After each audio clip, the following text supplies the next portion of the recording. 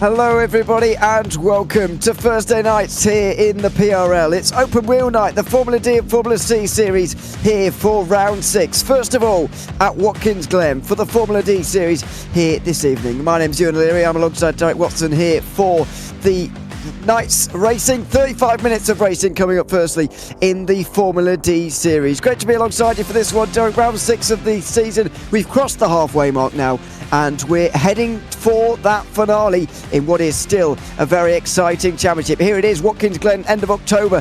Still 4 more races in November, and then we'll have our champion, and what a great schedule we have as well. Some big and iconic circuits coming on this great schedule. No, we really do. Ewan, you're right. You got to start with Spa next week, then the Nürburgring, and then we'll finish off with Summit Point and Silverstone. So a lot of great racing still left to happen. Of course, this is the first week the drop points will be factored into the championship race. Let's take a look at that and see how the points are doing. Andrew Moran holds a very comfortable right now 15-point lead over teammate Jack Vasconcelos, with Michael Diaz in third, and then Jake Faulkner and Tristan Callahan rounding out your top 5. And then Dave Peterson, Michael Dowden, Brett Accord, Brian Hotham, and Brandon Walter round out your top 10. Yeah, that's the driver standings, and then for the team, it's well, it was easily by quite some way. PRL Racing, Collision Racing is not that far separated, but second and third very close on back from him here, by 0 Motorsports. Yellow are in 4th, Ultimate Sports, Eagle Vision Racing, right out top 5, Libra divided by 0 Blue. Then we've got, wow, can I say that? That's the 8th place team, and then the rest of them follow on from that for the team standings in the Formula D series. As you say, Derek, the drop scores have been applied now, because we're over halfway now in the championship, so drop points have been now applied. Now that doesn't really matter for the top 2 per se, because Andrew Moran and Jake Vasconcelos' drop weeks are actually very, very similar. But other than that, those further behind, it has brought them slightly closer to the rest. It just gives us a better idea really as to where everybody is before the end of the season. It really does. So we'll see if that drop week plays a factor as the rest of the season goes on. Of course, you cannot drop the last week here in the PRL, so really tonight and then 3 more races is all you could drop, so we'll wait and see how that plays out. You know, and I guess I'll show it off now. I was doing a lot of research today on the Glen and kind of learning about it. And of course, everyone knows this track. Now tonight we're not using the bus stop, but look at this. Watkins Glen originally was a street course back in the 50s, Ewan. This was the original Watkins Glen. That looks a little different, doesn't it? It looks very different.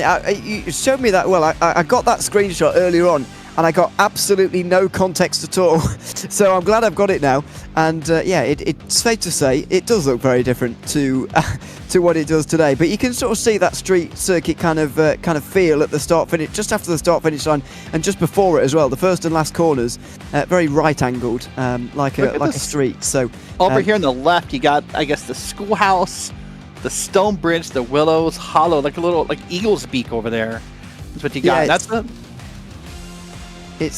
it's very different, as you say. I think that's sort of the statement. Very, very different to what we have today. So there you are. There's a little bit of a history lesson for the evening here at Watkins Glen, because plenty of that around here. Before we go any further, though, we're coming towards the end of qualifying, and I'll take a quick moment to thank the sponsors that make this broadcast possible, starting with Advanced Sim Racing. Owned and operated by passionate sim racers, Advanced Sim Racing designs and builds the sturdiest and most durable aluminium profile racing simulation cockpits available in the market today. All PRL members also get a 5% discount on ASR products using the Precision 5 coupon code. This broadcast also brought to you by Racebox. Racebox offers mid to high-end button boxes for the sim racing enthusiasts, from the casual gamer right up to the most meticulous sim racing driver. Competitively priced and carefully handcrafted, our button boxes are an enjoyable addition to any sim racing setup. Visit raceboxsimracing.com and get 5% discount using the Precision 5 coupon code. The Butt Kicker products add incredible immersion and realism to every game. Feel every nuance and truly put yourself in the driver's seat. Moradness is a performance lifestyle brand motivated by motorsport and founded by professional race car driver Daniel Morad. For more information, visit moradness.com. And finally, Mr. Hedge iRacing Photography. Capture your finest, proudest, or simply worst moments of your hobby in up to 8K resolution. A great addition to any sim room. And a big thanks to all of those who make it possible here this evening. Every single PRL broadcast is brought to you live here on RaceSpotTV every night.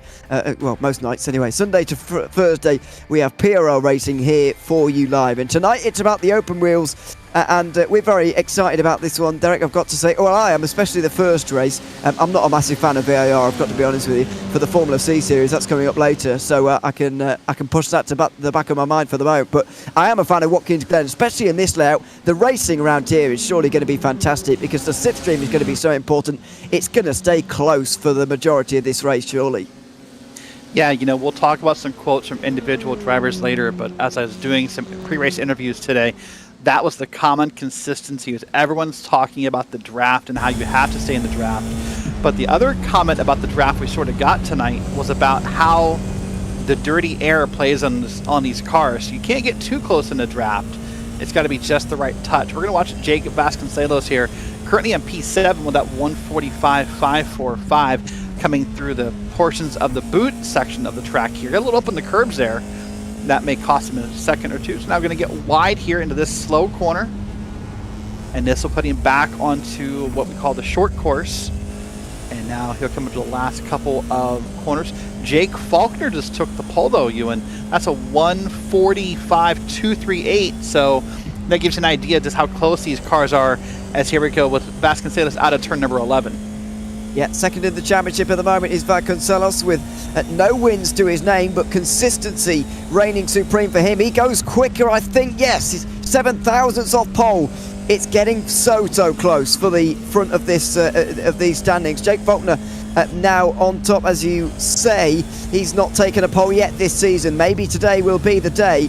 It hasn't won either, but he is fourth in the standings, is Faulkner. So right up there, along with Vasconcelos, who's second in the standings. Andrew Moran, championship leader, is currently third in this session with Justin Delano, who I know you were talking to earlier on, Derek, in fourth in the standings at the moment, a little bit further back in the championship right now, but we can forgive him that one. He has got 2 DNFs next to his name, and so that is probably some of the reason why he is so far back in the standings at the moment. But we have yet to see this season a gap of bigger than a gap of bigger than a single second separating 1 and 2 at the end of one of these races. We've had 5 rounds so far, not all of those circuits big slipstreaming ones. Surely now that we're going to a big slipstreaming track in cars that stay so close together in a qualifying session that has 5 drivers separated by a 10th, it's going to be a barnstormer of a race, surely. Yeah, it's going to be very exciting. I'm also excited for this. I'm with you, and in fact, I'm jealous of Barney the Flagman there. Look at him. he's going to get the best seat in the house to watch the finish of this race, no matter how it ends up here. He just needs to watch right down on it and see it happen. Faulkner at 140, nope, still the same time, a 2:38, so it was not faster that time. But you know, one of the benefits of teams in this league tonight, Ewan, is this ability to draft during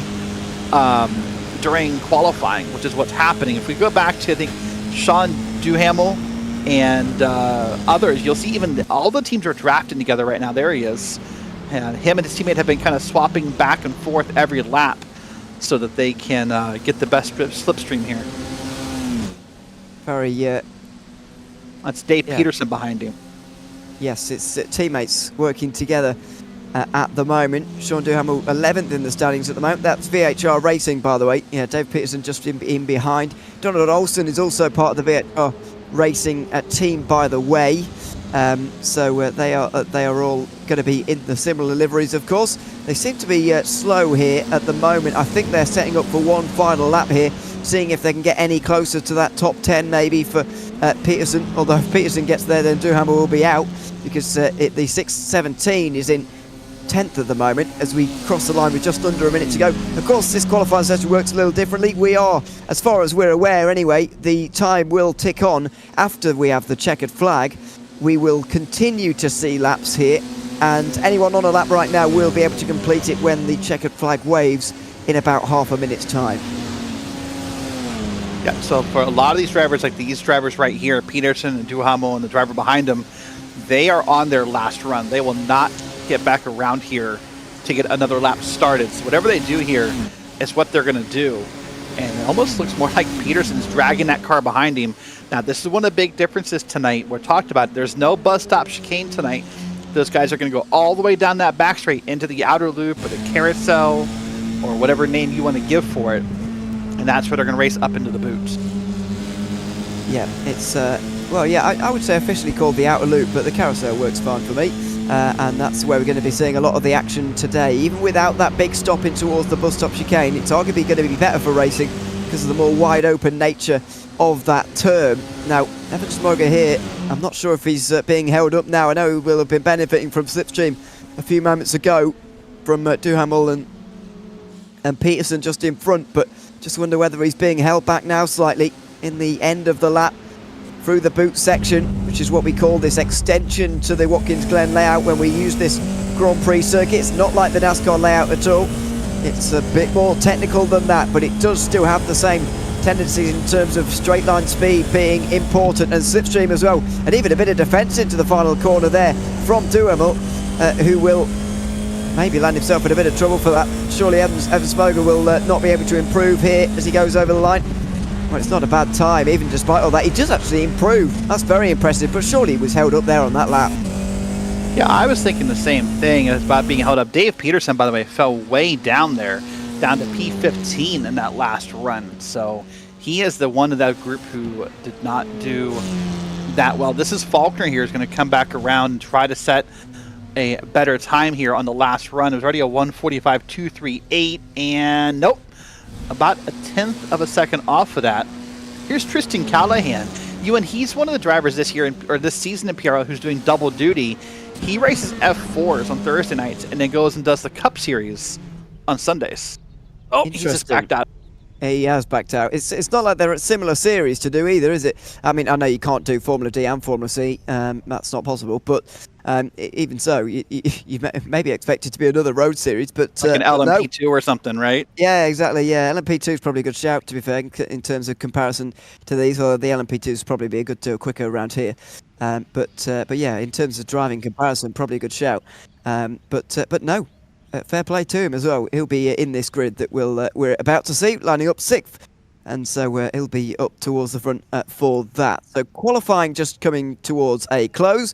And the grid will be coming your way very soon. It's Jake Faulkner who will be on pole, 7 thousandths of a second in front of Jake Vasconcelos and Andrew Moran, who are 1 and 2 in the championship. Justin Delano and Michael Diaz also within a 10th of pole. Tristan Callahan, who we were just talking about, is just under 2 tenths back, and he is 6th. We've got Owen McLaughlin in the 7th place, ahead of Frankie Arvello. That is for row 4. Clay Harris in the 777 is 9th, ahead of Sean Duhamel. for VHR. Then it's Evan Smoger and Brett Accord, who is in 12th. Row 7 will be made up of Brian Hofen and Nathan Miller. Dave Pittston, who we were looking at towards the end of that session there, is in 15th ahead of Paul Waldridge.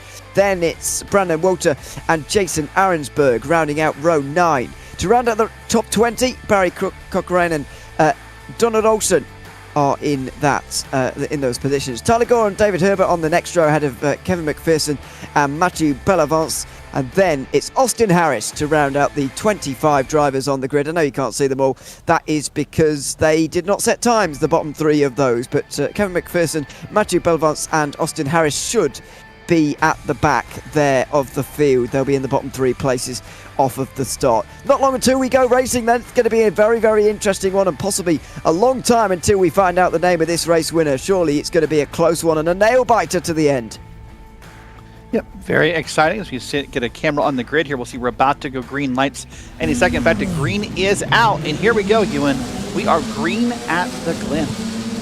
Green flag waves at Watkins Glen. The Formula D Series in the PRL for round number 6 getting underway, and diving into turn number 1. Everybody makes it through cleanly by the looks of things. It's a nice start from the front for Jake Faulkner. He leads the field as Jake Vasconcelos holds on to second. Then it's Andrew Moran in third. Side by side very nearly for 4 between Justin Delano and Michael Diaz as they run up the hill. The famous turn 2 and 3 where we see so many accidents and pile-ups in the past. None of that here tonight. It's going to be side by side for the lead instead. They're all onto the back straight together. 4 wide very nearly for third place at the moment. That is incredible stuff as Jake Faulkner holds on to the inside line. Jake Vasconcelos either can't or won't go round the outside of the outer loop for the first time of asking. They dive into the boot section for the first time, and it's single file for the front 3. Everybody's made it through the opening sector of this lap cleanly. That's amazing to see this many cars that close together, Ewan, and no one has made a mistake yet. And I mean that not as a disrespect to the drivers, but just because of the outcome that we are used to seeing at the Glen. We're great. We're down here in the boot, about to get out of it here to make a right-hand corner here, and everyone's still doing well. Now, this is, in my opinion, is the hardest corner in the whole track right here. It's a very slow corner, and it's a left-hander here. This is where you can easily spin it out if you get back on the gas too soon. Yeah, it's turn 9. Doesn't really have a name for some reason, but it's the exit of the boot onto the sort of short layout. Again, the NASCAR Cup layout, if you like. And it is a really tricky corner. It's one of those corners where you always feel like you've not quite done it to the maximum that it can be done. Out over the line for the first time. That was a scrape of the wall, very possibly from Brett Accord maybe in the 151 as he got through the final corner there. That's a moment of maximum commitment, and there he is. I don't think he's got any damage actually, Brett, and I think he'll be fine, but even so, you don't really want to be scraping the wall. Around here, as we've got Brandon Walter around at turn 1. Wow, that was very clean compared to what it could have been, with how he got that car looped around there in turn 1. I'm not sure anyone even made contact afterwards, which for where that car was spun around would be an amazing feat if that is true. But here's a battle for the lead. Here come the Yeez and Motorsports cars, and they're going to get right on by Faulkner, at least one of them is. That's going to put Andrew Moran back to the front here.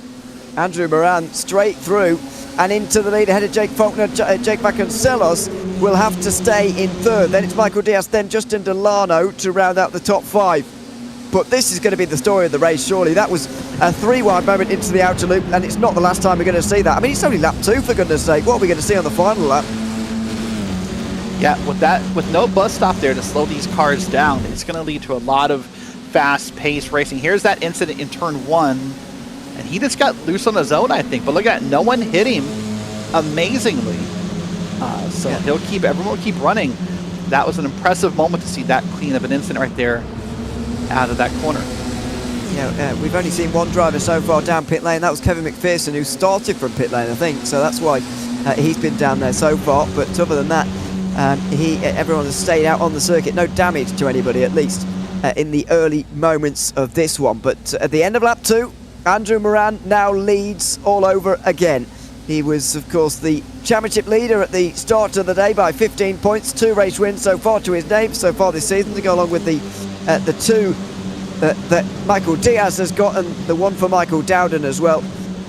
He is, that makes up the 5 so far. We go into the second half of the season, though, with it all to play for. On board with Brett Accord at the moment, who's clinging on to the back of this train. That's all you have to do at this stage, really. The top 11, all in one long drafting line. And that's the aim of the game for the first part of this race. Stay up towards the front, because there's no point leading at this stage. You just need to be involved and in the fight. And even Brett Accord right now in 11th place is managing that. Jake Vasconcelos, though, wants to take the lead away, and he will do. Down the inside of Andrew Moran on this occasion. They are teammates, of course, and they do go side by side. In the end, Moran has lost all his momentum, and he nearly loses second place as well. Now Vasconcelos goes wide. Moran will come back again. They're 2 wide, 3 deep in towards the toe of the boot. This is impressive to see this team racing each other, Ewan. This is not a sight that we're used to as far as these Formula D broadcasts. We're used to seeing these 2 teammates or 3 teammates get lined up and then just sort of run the race.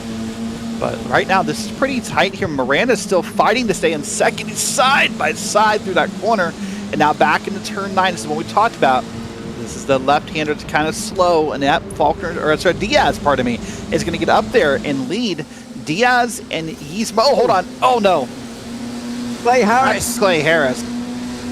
Into the wall. The 777 is out, surely.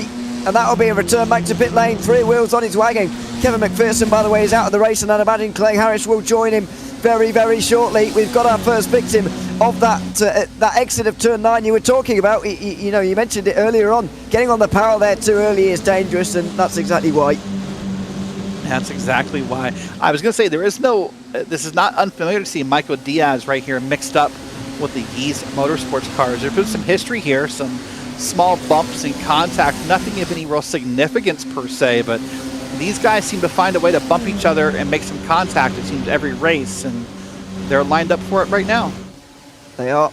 Single file. Well, not anymore. Side by side, in fact, for second place. Michael Diaz and Jake Vasconcelos fighting it out, and Vasconcelos is not only going to go to the inside of Diaz, but maybe Moran as well. Now, you mentioned it was a surprise to see these 2 fighting each other, but in some ways, they aren't. They're just helping each other. Moran there gave that very, very wide line through the outer loop to try and help Vasconcelos. It's not really worked. Now you can see him pulling wide again. Is he going to brake slightly early to allow Vasconcelos to get down the inside? Well, sort of. Don't think he really needed the help anyway, and he will go through, so the team will restore a 1-2. But you mentioned the fact they weren't fighting early on. I do feel like they're being nice to each other, put it that way for the moment. Well, what's not nice is this traffic behind him, Ewan. At one point, they were almost 3 wide. The end of the carousel and beyond the carousel, before getting this worked out, it was Diaz, Faulkner, and others. We've still got teammates side by side behind him here. Look at this battle. There's no teammates. I'm sorry. Those looked familiar from up top, but they're not teammates. They're just very similarly colored here. But there's still a side-by-side battle here coming through turns 10 and 11. This could split the group apart. This could allow the top 4 to get away if they're not too careful. Absolutely side-by-side between Justin Delano and Tristan Callahan. And they will be neck and neck over the line as well. Callahan will win the race to the line, and getting involved as well is Frankie Arvello in the 28. Looking to the outside, can't do it. So round the outside goes Callahan, and he'll get to 5th, but what damage has been done there? Look at the gap in front of him. Yep, and you know, the other thing I want to talk about here early in this race that I think is going to play a factor, Ewan, this series has a pretty strict incident limit. It's 13 incident points before you have a penalty, 17 X's or 17 incident points in URDQ. That includes off tracks, and that turn 1 to 90 there that everyone just went through a moment ago is infamous for handing out off tracks if you get too far up in that corner. Oh, contact. You saw it coming. No. You mentioned it at the time, and they've both got rear wings off now. It's Frankie Arvello and Justin Delano, and you could see that coming from a mile away. Yeah, that's just a horrible game of chicken to play right there, to see who was going to back out, and the answer is no one did. And now they'll both pay the ultimate price for that kind of style of racing. I understand the desire to race hard. Let's watch it again here. It's going to be up to the carousel. It's the car in the middle just gets a little bit too wide, doesn't it, in the end, and eventually the rear wing does come off at the very end of all that. Don't know which one that was actually, but yeah, car in the middle just getting a little bit too wide in towards the outer loop, into the car on the very outside, and unfortunately they both end up in the wall. I mean, we mentioned that Watkins Glen Racing can stay very close, and that is the danger of it, really. That's when things go wrong. Yep. That's when things go wrong. That's very true. This is the battle for 6, 7, and 8. This is Brett Accord, Brian Hotham, and Owen McLaughlin here. And look how close these guys are. Even back in 7th, 8th, 9th, 10th area, they're going to be 3 wide again here. But don't have any sights on the leaders, clearly.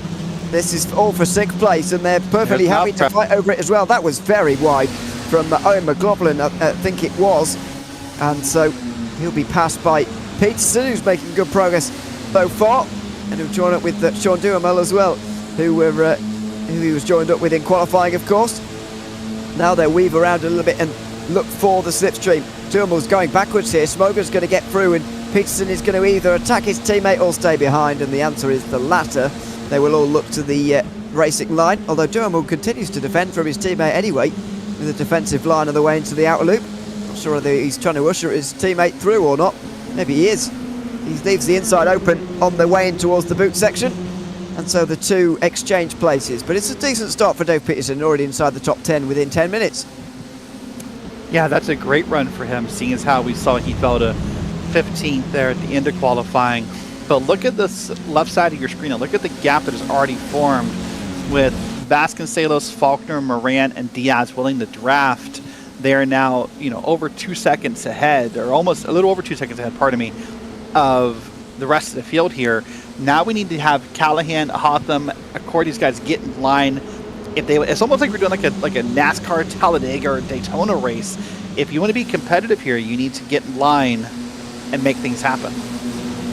Yeah, it does feel a bit like that. But when you're on your own, imagine if you're Tristan Callahan at the moment, he was of course involved in that battle with Delano and Frankie Arvello as well. Two of them taking each other off earlier on as Brett Accord is into the pit lane, by the way.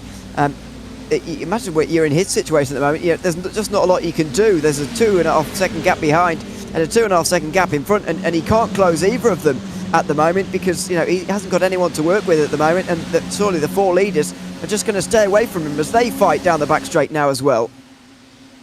Just an update, by the way, as we're doing some investigation in the background. Kevin McPherson, power outage. No power, cannot race. Shame for him. Real shame. I think he did get out on the circuit briefly, actually, but unfortunately not able to continue on for very long. Andrew Moran gets through into the lead then. Jake Faulkner second, and Jake Vasconcelos side by side for third with Michael Diaz as Evan Smoger and Nathan Miller fight for 7th place right now as well. This has allowed Brian Hotham to get away as well. This is the biggest group on the racetrack right now. 5 of them involved, with possibly the 2 in the background as well of Jason Arensberg and Paul Wildridge trying to get involved too. Very close around the toe of the boot there, but they sorted it out once again. This is just breathless stuff at the moment, non-stop back in the pack. It is. This whole season of Formula 4, Formula D, has been very exciting. Track by track, there's always been some dramatic moments, but I do think this is probably one of the biggest ones we've seen so far. Now they're single file. I'm not sure that staying in line would help them catch the leaders, but it makes them more likely to catch the leaders than when they were all racing side by side. Yeah, it does. You're absolutely right, but I just feel, I don't know, it's such a short race that I do feel like already it's that situation where they might not catch them, they might as well fight between themselves anyway, and so that's maybe what they're thinking at the moment. Owen McLaughlin and Paul Wildridge both into the pit lane as well right now to join the pit stop we saw from Brett Accord earlier on. For Accord it was a 4.7 second stop. Tyler Gore did 4.8 seconds, but he's quite a long way back, and those are the only 2 scheduled stops so far that have taken place. Other than that, they haven't really, and that makes it even more puzzling really as to why the guys up front were fighting earlier on for those positions in the top 4, because if they're going to make a pit stop anyway, then why are they fighting at the moment? I guess they do want the track position on the way in, because that is effectively free time. If they all come in together, then it's effectively free lap space and free track space. If you do come into pit lane in the lead, that was aggression from Nathan Miller, and Peterson had no choice but to hit him there. Miller's now in the fence. Wow, what an incredible save by Miller there. That was, wow, I think he got a bit of contact there in the first couple corners before that, but the fact he got that out there in the grass and saved that with how hard that was wiggling, that's an impressive save. That's wow. How to put him back to 10th, but that's way better than where he could have been. Yeah, exactly. Yeah, absolutely. Could have been a lot worse. Through has gone Evan Smoger into 7th, and then Dave Peterson, Sean Duhamel and Nathan Miller. This is the moment. I mean, for me, it's an aggressive cut across by Miller, and Peterson didn't really have the time to react there. In my opinion, he might have scraped the wall, but he's done a very good job to reduce the impact of that. As into the pit lane right now comes Peterson. Oh, someone's blown their engine. Who was I heard that as well. I'm not sure. I'm working on that, but I stand corrected. I first said there was contact between the cars. I'm not sure there was. I think it was just a matter of he got him out of the groove and got him loose. But if it's possible. Apparently, no one's blown their engine. I heard it though, but I don't see it. Yeah, I'm not seeing any smoke, but I was hearing a very large bang there. Don't know what that's all about, but anyway, they all continue on. They're down the pit lane as well in that second group right now. These leaders wanting to continue on further, side by side for Michael Diaz as he makes his way into the lead. Now ahead of Andrew Moran, then Jake Faulkner, then Jake Vasconcelos. They're still the same four in a different order, and for what it's worth, they're still fighting, but I don't really see what it is worth at this stage. Not much other than just the pride of knowing you're out front, I think. But I'm going to come back to that topic of pit stops that you hit on a second ago. Typically in these races, we talk about undercuts and overcuts. Who's going to pit before who wants to try something different. I think with the way the draft is working tonight, I think no one's going to do that. If you don't pit with people here tonight, I think it's going to be very difficult for you to maintain whatever spot you're in. I think you're going to have to work with teammates tonight pitting. You can't go pit alone. I think that's a distinct possibility, really. And I wonder how the top four are going to take that on. Surely Moran and Vasconcelos are going to pit together. It's not going to be this lap, but next time around they'll be at the half distance mark of this race. That will be the end of 10 laps. We're expecting 20 here in the Formula D Series at Watkins Glen tonight. Michael Diaz leads the way ahead of Andrew Moran, then Jake Faulkner and Jake Vasconcelos, the top four. Tristan Callahan is keeping his advantage, or his disadvantage I should say, to these four, riding around on his own pretty much, as Nathan Miller now does come down pit lane in the number 6. In terms of those who have already pitted, Brett Accord is the one who's out in front. He's out way in front of McLaughlin, Wildridge, Arensberg and Duhamel. I wonder whether that early stop really helped him actually, because he's got to stay out of that traffic and stay out of the battling, which I guess is the advantage of coming in on your own. Yeah, we'll have to see, how that plays out for him. Maybe being in some clean air will help for a lap or two here. We're riding on board with Jake Vasconcelos and watching him. I mean, the downside to being in the draft fourth and lines, you listen and watch here, there's a little bit more lifting, a little bit more handling that you think that would be the problem here. But watch this here. For the first time in a while, they stay single file, they stay in the same order they were before on that time through the back straight. Michael Diaz, allowed to lead the entirety of this lap pretty much, but will it be the last lap of him leading out front? Will he lead them on pit lane this time around or not? Going to be the run up out on the exit of the boot. Through turn 9 they go, absolutely single file. This race has finally calmed down really. We've seen a very busy opening quarter of an hour of this one. Now it's going to settle in the middle, and then at the end we're going to get a very fast finale we're hoping for. The 4 will continue on though. 10 laps now of the 20 complete, or the probable 20 throughout the 35 minutes. They're still in the same order. They're still not pitting. No, they're not. I want to share a fun fact with you here about Jake Vasconcelos, that car who is 4th in line. He told me today this is a new track for him. He's never raced here before. And I kind of jokingly said, are you new to iRacing? Because this is, by far as the paint content in iRacing, the most used track on the service. So the fact it's a new track for him, good for him. He's running really strong and really well for someone who's never raced here before. And that's somewhat bizarre that he hasn't. You're right. Says he now does make that move to the inside. It's going to be for the lead. Jake Vasconcelos gets to the lead ahead of Michael Diaz, and Jake Faulkner looking for a way through as well. Pole sitter, of course, as Faulkner, and he also has the fastest lap to go with it as well. He'll lift off on the way in towards turn 6, and he'll slot into second place. But Jake Vasconcelos now leads the way.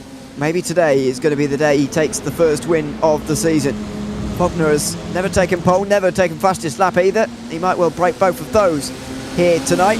He has, of course, been up there in a lot of these races so far. In fact, very, very consistent, as all of the, or most of the top four in the championship have been. Michael Diaz, the only one who's really had a poor round to note. That was the opening round of the season, where he finished a long way back. Other than that, Moran, Vasconcelos, Faulkner, and Diaz have all finished in these positions regularly in the Formula D series in the PRL. Is there going to be a pit stop now? No. I feel like every time they're getting closer to just faking it and dipping to the right hand side, trying to goad one of the others into going into pit lane, but so far it's not worked. We've gone through 20 minutes now, 15 to go, and still no pit stops. Nope, no pit stops yet. By the way, look in the background of your shots here. Tristan Callahan has closed almost a second worth of time here. He did tell me earlier today he thought timing passes was the key to victory here. And I think he's right, because what's happening is every time these guys up front are passing each other and are kind of taking time to do it, they're slowing themselves down and they're letting him close that gap. I'm not sure he's going to get there on his own without something happening, but he has closed almost 1 second of a gap here and is currently running pretty strong in P5. I reckon he might be able to get there. You see at the end of the straights, he really gains as they all lift off on the way in here in the leading group. The only disadvantage he's going to have is the lack of fuel saving he's been doing, and so his pit stop's likely to be a bit longer than those around him. But even so, it's been a great drive from him, and I think he will still finish 5th, but you never know. He might just get involved in this leading battle again. And who knows what this leading battle is going to look like on the other side of the pit stops. You know, are we even going to have a slipstream train of 4? You know, someone could even have a lead in a bit and try and go this one to the line on their own with a gap over the rest. We just don't know what this race is going to look like on the other side of the stops. No, we don't. We have to wait and see. It could just be a small bobble on pit road. It could cost them a lot of time here. That's the one consistency in this series, is how important pit road is. So we'll wait and see. Now they're going to come through turns 10 and 11. That was 9 right there. And we'll ask the infamous question, is this the lap? And they're all pretty far outside, so I'm going to say no. You'll see them dip down below that line when they're ready to pit. That line is sort of the unofficial, you know, I'm pitting line that drivers are encouraged to use to signal to their competitors. But for the first time tonight, by the way, something of interesting note, Andrew Moran is back and forth. If you were talking about fuel saving, that must be your candidate right there, because he is all the way back and forth and is kind of riding comfortably here behind Diaz and Faulkner. And he's not really challenged either, those 3 in front, over the last few laps anyway, so I agree. I think he might well be one to watch, and just listen in here, see how much he's fuel saving.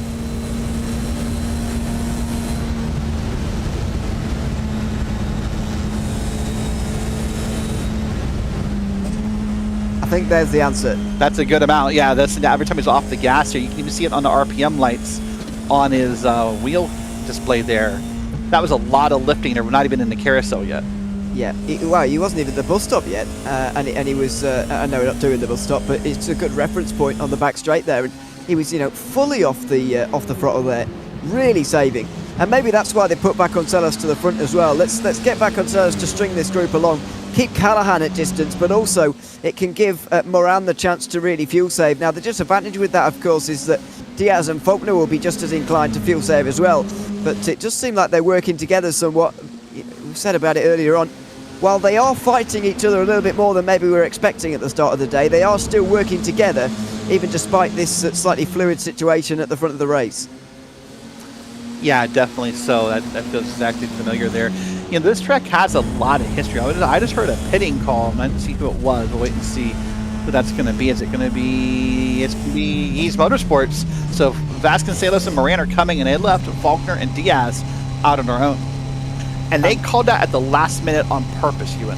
Yeah. That's a different... another reason why they put Vasconcelos to the front as well, because if you think about it, he was leading the group. That would slow Diaz and Faulkner down. They would have to slow slightly out of the final corner there, which disadvantages them onto the front straight. And now they have to work together here. What does Faulkner do? Does he go through here on Diaz, or does he just push him along slightly? He's got to stay behind and push him along, in my opinion, here, and he will do. He'll oh my word! They weave on the straights. They get a little bit nervy, and I would too. But they've worked it out. Single file has to be the way to go. They have to do one more. And so this has to be a fast lap for Diaz and Faulkner. But that's another advantage of having Vasconcelos at the front there, is that he could just slow their run onto the front straight ever so slightly, and maybe that'll be the difference between the being first and second and first and fourth as they were on the start of this pit stop phase. Yeah, we'll wait and see. I suspect this will be the lap they're going to come in and they'll get tires. Now, hopefully, in their mind, they're going to merge right back in with the used motorsports drivers that they were running with before, as now they're going to come out of the boot here. Of course, the boot part of the track was not always here, Ewan. This boot was created sort of for the purpose of IMSA and F1, actually. F1 was the first league to run the boot back in 1971. Before that, there was no boot. The Glen was just the short course, or the NASCAR layout, as you call it. Yeah, I remember when this circuit was used for Formula One. Fortunately, it wasn't actually that long, really. But anyway, there we go. They're not pitting together, though. Diaz and Faulkner not pitting together. So the pole sitter, Jake Faulkner, is now into pit lane, but Michael Diaz, the two-time race winner from this season so far, is not. And he sets the fastest lap as we go along. So a new fastest lap for Michael Diaz. Now the pit stop times for the others. It was Vasconcelos with a 4.6 second stop, Andrew Moran with a 4.5. Now Faulkner is going to need something around that here to be anywhere near these guys, because they will have been working together. At 4.1 from Faulkner. That's exactly what he needed. He will be passed, but he will have the short run out of the pit lane, of course. Where's he going to be? He could be out in front of them. No. He just needs to stay with them, though. Around the outside will go Moran. He will get through, but Faulkner's in the group.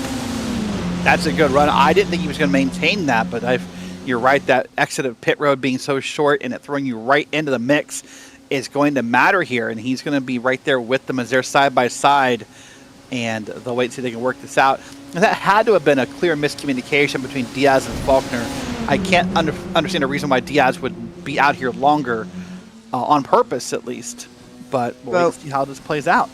Yeah, but I think for Faulkner, why would he tell him? Because there's actually no disadvantage to him coming in on his own if he knows he's going to be with those guys after the pit stop. So actually for Faulkner, he did need to know that Diaz was going to stay out for that one lap, but once he decided he was coming in the lap after these two, then, you know, he doesn't really need Diaz post his in-lap, and so it doesn't really matter to him. Maybe Diaz would have appreciated the communication because it might have swayed his decision either way, but Faulkner doesn't really affect his race, whether Diaz comes in with him or not, because he's in with the others now, so he's got the slipstream off of them. Now, there is a danger for Diaz that he's going to be overtaken entirely by these guys, but that was wide from Andrew Moran. Has he just slowed up this group entirely to prevent them from going through on Michael Diaz?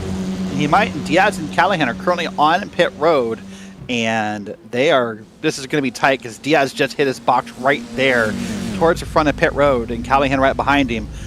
Diaz is out. He's now beyond the pit road exit. I think he's going to merge back in. He's going to lead here by quite some distance, is Michael Diaz. Look at this. Out of the pit lane he goes. It's 1.9 on the exit of the pit lane. Even Tristan Callahan is not that far away. Andrew Moran's pace here at the end, I think, on this lap has not quite been up to scratch. The last lap was a 45.5, which admittedly is not that bad in terms of the timing screen at all. But there was a big slide through turn 9. It was very noticeable. And now he's being overtaken by Jake Faulkner. What are these guys going to do about this? 1.6 seconds with 7 minutes to go. I don't see how this is going to close. Well, I don't know if it's going to close or not, but it's not going to close if they keep racing side by side, 2 or 3 wide through the outer loop there. But now they're back in line. Callahan's just outside the draft, so P5 looks to be where he's going to remain for the moment. But this is a great race here, about 7 minutes to go. You know, it's been so exciting tonight. I was going to say, this track has a lot of history. You know, I think when we talk about, at least in American sports cars, we talk about the F1 NASCAR swap. Everyone remembers Jeff Gordon doing it with Juan Pablo Montoya at Indianapolis. You know, back in 2011 here, Ewan, Tony Stewart and Lewis Hamilton did a NASCAR F1 swap at the Glen that was well attended. That was a moment to see. Yeah, I think I remember seeing a feature on that in the UK. That was obviously not a broadcast, but it was certainly spoken about. I think I remember that, even though it was a while ago. I think it's fair to say around this circuit, although it has been around for a while, of course. And right now, we've got 6 minutes to go with it. 4 laps to go as well. Gap's extended to 2 seconds. Michael Diaz might be on his way here. It makes me wonder what he did different. I know you pointed out that Moran kind of slowed the field up, and look at him all way out the side of the turn 1 here. But, wow, maybe he got a faster pit stop, or maybe he's taking a risk on how much fuel he took. We'll have to find out. Brett Accord, by the way, 2nd lap in a row, the new fastest lap. He's aiming for the bonus point for fastest lap. But man, look at this here. This is Faulkner, Moran, and Vasconcelos, and they are running it hard here, trying to get caught back up. A little bit of a bump on the straight there. A 10th gained pretty much by Faulkner on Diaz, but surely this is all going to be ineffective by the end of the day, because Michael Diaz has got 2 seconds over the rest of the field. It's very bizarre, the situation we've got as, by the way, Arensberg and Duhamel battle here for 11th place. That's Sean Duhamel making his way through, although going quite wide through the outer loop, so may lose out again. Arensberg will get back through, although no. Duhamel will be back to the inside for the next corner. That's turn 6, and so Arensberg will be in 11th. But yeah, with this amount of time remaining, 3 laps to go at the line, Michael Diaz, surely he's going to take this one home. And it seems bizarre to say, but this could be the first time we've seen a gap all season, more than a second between 1 and 2, and it's a bizarre thing to say, really, at a circuit that promised so much in terms of keeping this field close right to the end. Yeah, there's still some questions in my head that I kind of want to have answered either during or after the race about how he pulled that gap. I'm wondering if he's maybe pushed it a little bit on how much gas he took. Here we got a car around. This is going to be Paul Wildridge, pardon me. That's going to be through the boot section of the track, I believe. Yeah. The exit of the boot there. Okay. Turn 9 again, unfortunately, for him, and drop outside the top 10 as a result. Now what's going to happen here? Jake Faulkner is going to be overtaken by Andrew Moran, who's going to be pushed by Jake Vasconcelos. Are they going to get closer to Diaz? Well, they are a couple attempts quicker than closer than where they were last lap, but it's not much. It's going to need to come down quite substantially. It needs to come down by the best part of 3/4 of a second on these laps to really make any difference, and right now that's just not happening. Michael Diaz might have just played an absolute blinder here to take the win, the 3rd race win of the season, which would give him the most wins of anyone so far this season. Here's a look at what happened to Paul Wildridge. Just spun around on his own into turn 9. Probably grabbed a gear there incorrectly, or went down gear, or went down an extra gear, would be my guess, just from experience there in that corner that caused that car to loop like that. By the way, of note, Ewan, through whatever's happened here with the passing and everything, now Tristan Callahan is in the draft. So, oh, hold on. Oh my gosh. Moran almost to the wall there out of turn 9. That's going to slow them up again, but Callahan now is in the battle for 2nd through 5th as well.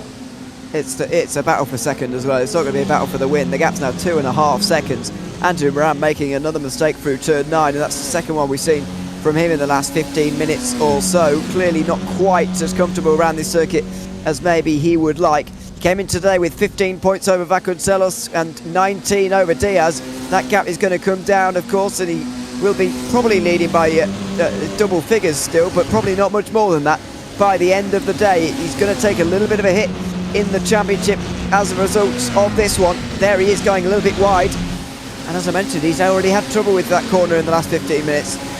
And the amazing part about that in some ways is that's not a very wide piece of grass there. It's almost amazing that you can get wide there and not hit that wall. I've been wide there a couple times, and it's pretty impressive to keep off the wall if you touch that grass. Very wide there for Vasconcelos as Faulkner makes his way through. The aggression just being turned up now because they're on the penultimate lap of the race, and Jake Faulkner is back into podium position. He wants this podium after losing out on the race lead here earlier on. He has been on the podium before. That came, of course, 1 week ago at round 5, where he ended up finishing 3rd position, very close. He was only 2 tenths off the win on that day at Suzuka.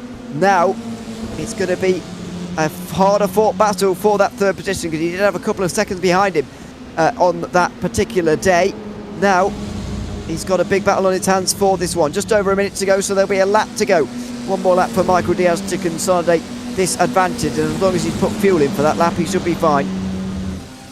Yeah, and I suspect he has. As you said, the white flag should come out here. Yep, there it is. White flag from Barney to Flagman. And look at that gap. That's the best visualization of it right there.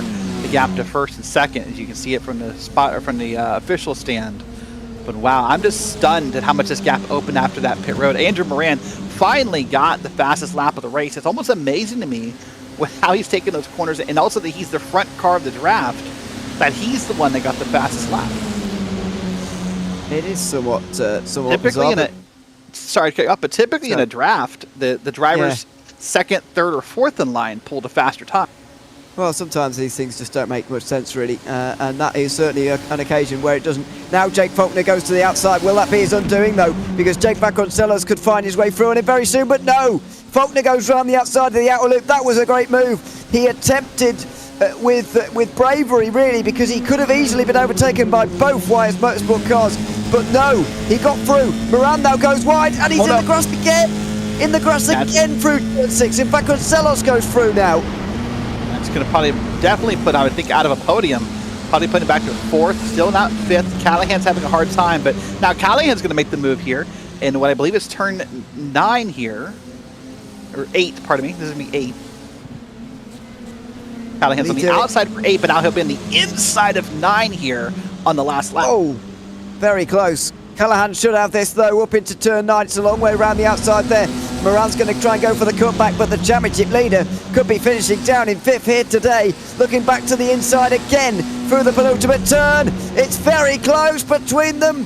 So close, but Callahan will hang on. Meanwhile, up front, Michael Diaz is going to take the win at Watkins Glen for his 3rd victory of the season, ahead of Jake Faulkner by 2.5 seconds in the end. And championship leader Andrew Moran drops to 5th on the line. He will get the fastest lap, but only 5th position. Wow, that will definitely close that points gap a little bit here at the top of it. But what a great race. We'll see some more battles come around here. Those will be Ahrensburg and others. This is P10, I believe, right here. So that's Duhamel, Ahrensburg, and Dave Peterson with Cochran and Wildridge behind him. And Mathieu Bellavance tries to beat Nathan Miller to the line and will. That's for 15th place. And then who's going over the line further back from that? That's Donald Olsen going over the line. David Herbert should finish ahead of Tyler Gore by about 1.5 seconds or so. There's those two. And then we've got about half a minute before Brandon Walter crosses the line at the end of this one. But fair play to Michael Diaz, I think, is what we've got to say after that one. A great win, 2.5 seconds. We didn't expect a gap like that here at Watkins Glen. No, I'm still pretty stunned in a lot of ways by that gap, and I never would have thought that would have worked. I thought for sure, from what we saw work already, that was the move that would put him back in 5th, but he had a big brain moment, and he knew something we didn't know. And he knew something that everyone else didn't know about this race, and ended up winning by 2.5 seconds. Jake Faulkner was the one in 2nd place ahead of Jake Vasconcelos, then Tristan Callahan and Andrew Moran to round out the top 5. Brett Accord is in 6th place, just ahead of Brian Hopeland. That pass came with about 5 minutes to go. Evan Smoger finished in 8th ahead of Owen McLaughlin and Sean Duhamel, who rounded out the top 10. Jason Ahrensburg just missed out on that ahead of Dave Peterson. Barry Cochrane beat Paul Wildridge to the line. Mathieu Bellavance and Nathan Miller had their photo finish of their own. Then it was Donald Olsen, David Herbert, Tyler Gore and Brandon Walter to round out drivers who finished on the lead lap. Justin Delano and Frankie Arvello retired after their crash together. Clay Harris hit the wall out of turn 9. Kevin McPherson never really got going. Austin Harris literally didn't get going in that race, unfortunately. That's the Formula D series here at Watkins Glen this evening. Let's take a bit of a chat with a couple of our drivers at the end of that one, starting with Michael Diaz, who was the race winner. Michael, welcome in. Good to have you with us once again. Winner for the 3rd time this season, this time by 2.5 seconds. And me and Derek were just saying you seem to know something that we and others didn't quite know about that race. Was that the case, or do you feel a bit fortunate with the gap that you ended up with? I don't think I knew anything special to say, but yeah, I got lucky with the gap, and then I felt like I had a small pace advantage. So when I came out in that nice gap, it was pretty easy to maintain it, and then all I had to do was bring it home, no mistakes, and make sure the fuel was enough. I mean, were you surprised when you saw that? Because I've got to say, I wasn't expecting a gap bigger than 1 second between 1 and 2 at the end of today during the nature of this circuit. Is that a sort of feeling you had before the race as well? To be honest, I wasn't sure what to expect into the race. I have a busy week on iRacing, so I didn't get much practice for this. But I just focused on managing my race. It was tough to start further than 5th. I felt my lap was pretty good to be a solo lap. But with the draft here, it's really hard to get a competitive time versus the others.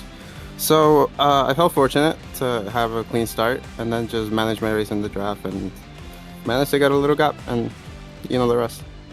Yes, absolutely. Well, it worked out well in the end. Congratulations on the win, Michael. Thanks very much for coming to chat to us, and yeah, congratulations.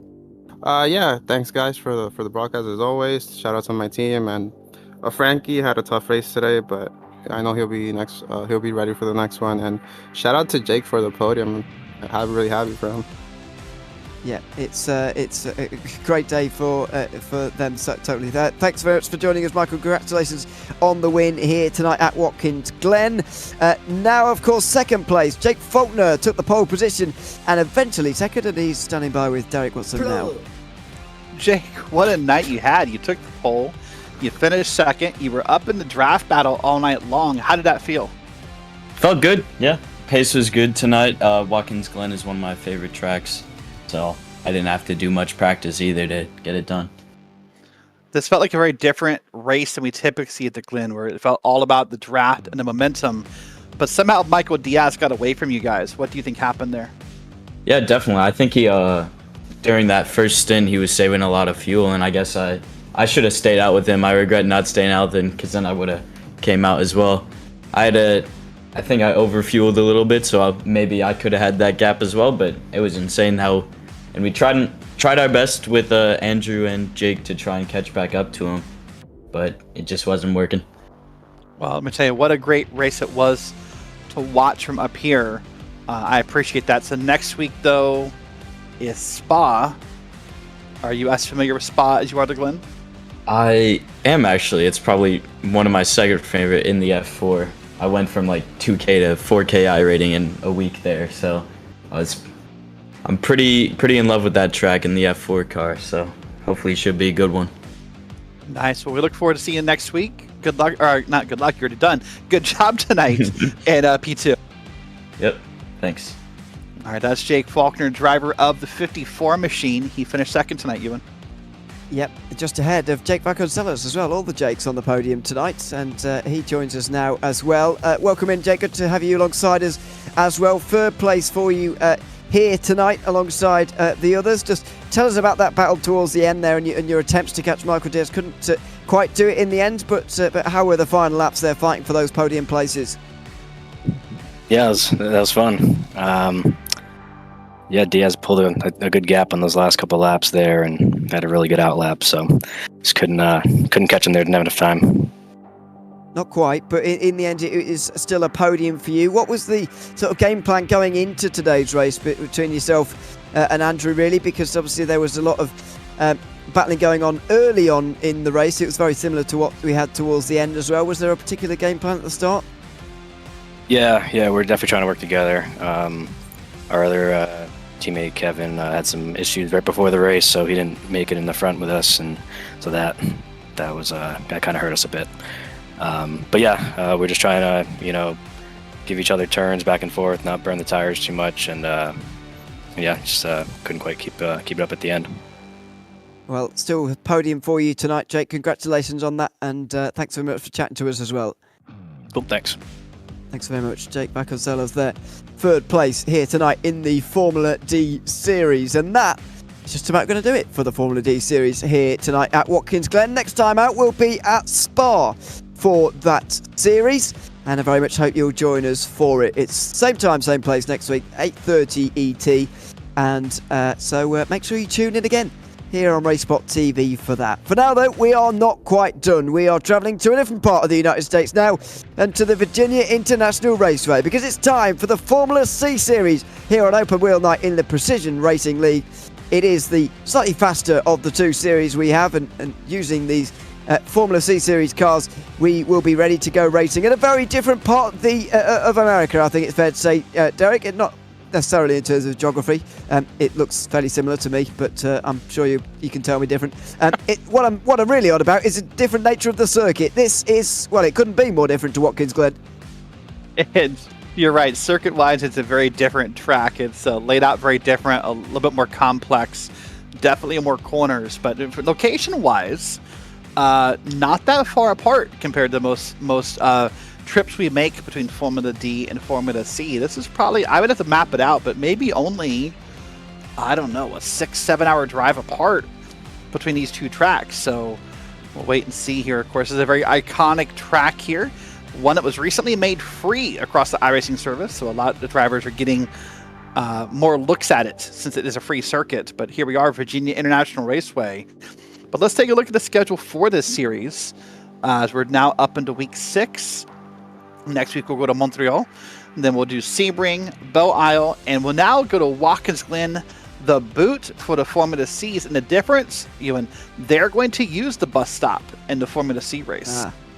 That is going to be a big difference for them, and slightly faster lap times even despite that, I would imagine, because of these cars. But yeah, only racing in North America from now on. We've had our 2 European rounds at the Red Bull Ring in Aragon last couple of weeks. We've already been to America, of course, we've rode Atlanta, we've been across to Japan and Australia as well. And now it's time for the North American leg of the season to end things off, starting, of course, at Virginia International Raceway, which we are here at tonight, of course. David Holland is the championship leader by just 5 points ahead of Conor Wagner. That's a big change, of course, you may have noticed. The drop weeks have been applied, as we've mentioned, and a DNS in the opener for Conor Wagner means that he wasn't really up there for the previous broadcast, in case you were tuned in with us, but now he certainly is. Greg Seitz is third, ahead of Mackenzie Rooney, with Kevin Sandiego rounding out the top 5. No drop points for Andrew Harmon and J.R. Williams, as they've both missed a round, but they're still 6th and 7th. Robert Ridgway and Scott Barton are 8th and 9th, ahead of Tommy Breton round out the top 10. He didn't finish the last race, and that has become his drop round at the end of the 5 races. Team standings, Delta Sport are quite a long way ahead of the rest, but once again, like in Formula D, the battle for second is interesting. SRTE Blue and Rust Racing Iron are tied on points. Atomic Racing and Evolve Simsports round out the top 5 and are not too that far back. Atomic Geezers off 6th, ahead of Yellow Stripe Simsport. Then we've got Rust Racing Oxide, which is some sort of science I don't understand, I think. Destino Motorsports in 9th, ahead of Virtual Motorsport, Mentor Esports, to round out the top 10 of the team's standings. Just over 9 minutes remaining in qualifying, by the way, so we can get to that in a few moments' time. But yeah, here we are, Virginia International Raceway. Not a circuit I particularly enjoy, I've got to say, in terms of driving it. It's an absolute nightmare, but hopefully it's going to produce the racing action for us tonight, and I'm sure that it will do. We've got plenty of time left in qualifying for us to mull that one over as we look at the standings for the first time. David Holland is currently on top of the standings, the championship leader, 3 poles to his name so far, and he's looking to make this the 4th.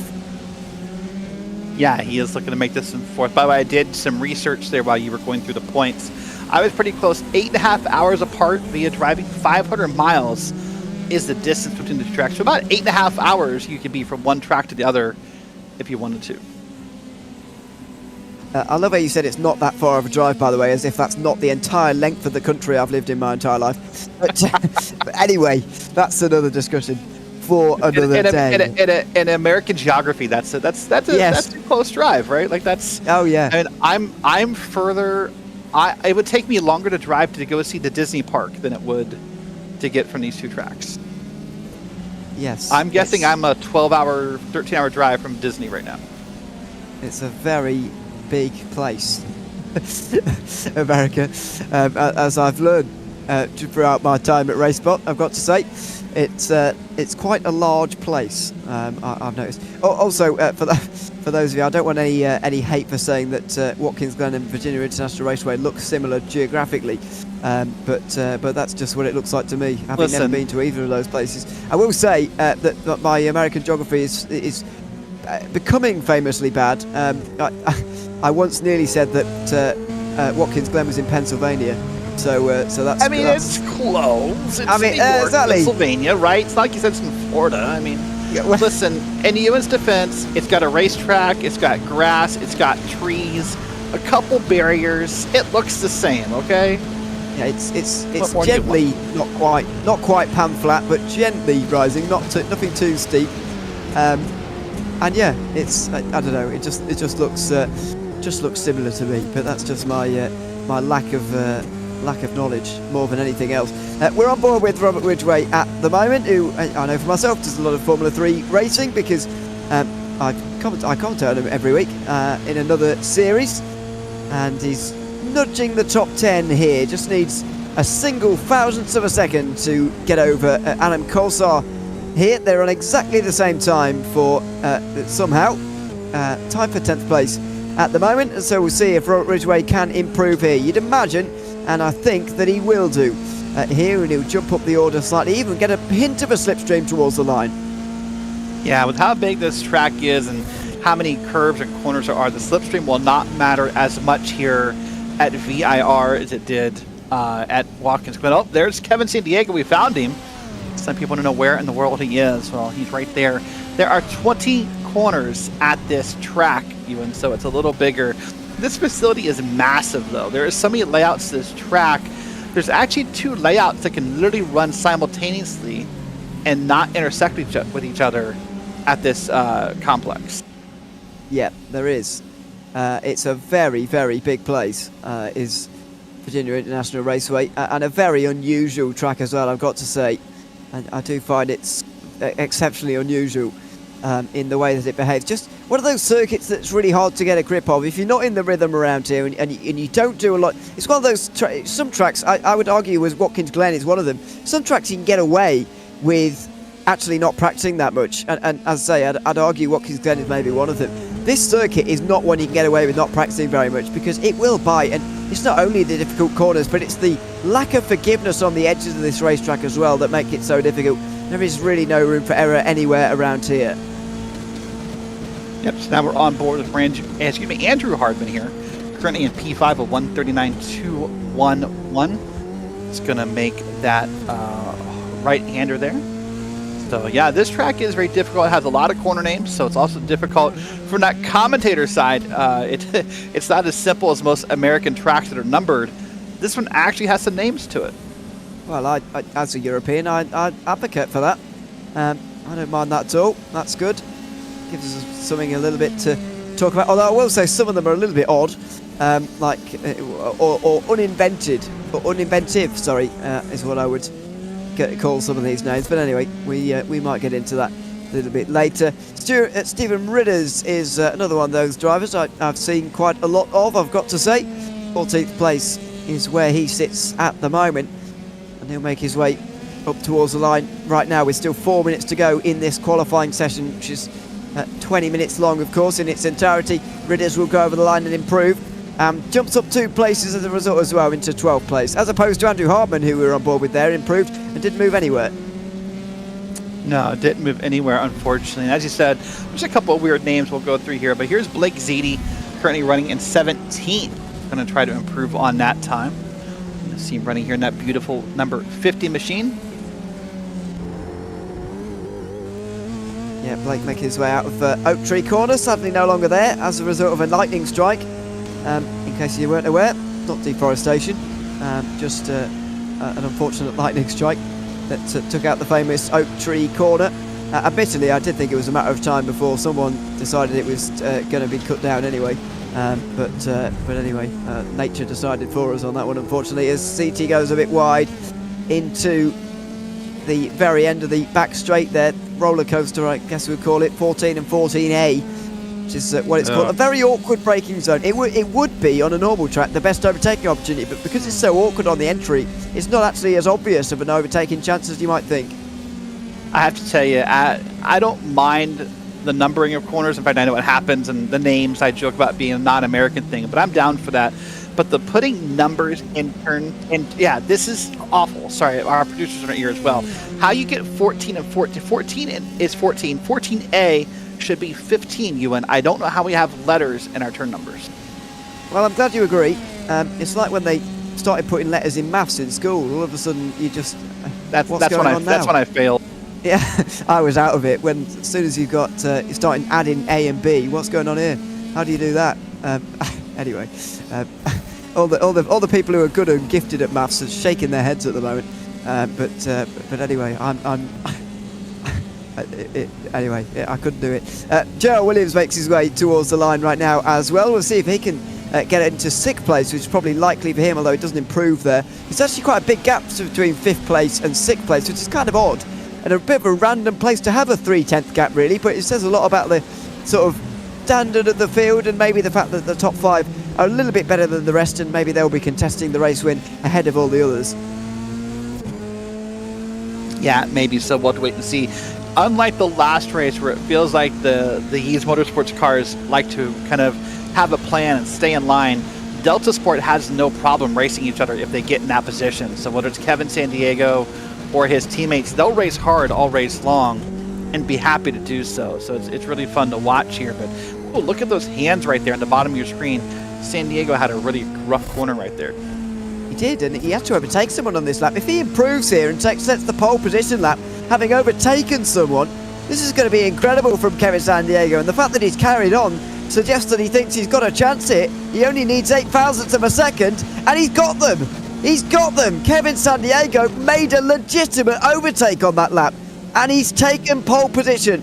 You mentioned there was no team games going on at Delta Sport. Well, that wasn't even team games. I know he got the sit stream on the back straight there, but he was dead side by side with someone going 14. Quite incredible. Yeah, Holland's not even on track right now, so he must be done. There's no way he's going to get back around and get another lap. And here's Mackenzie Roon, goes wide through the corner, but stays up on the pavement here. And now he'll try to run it down here.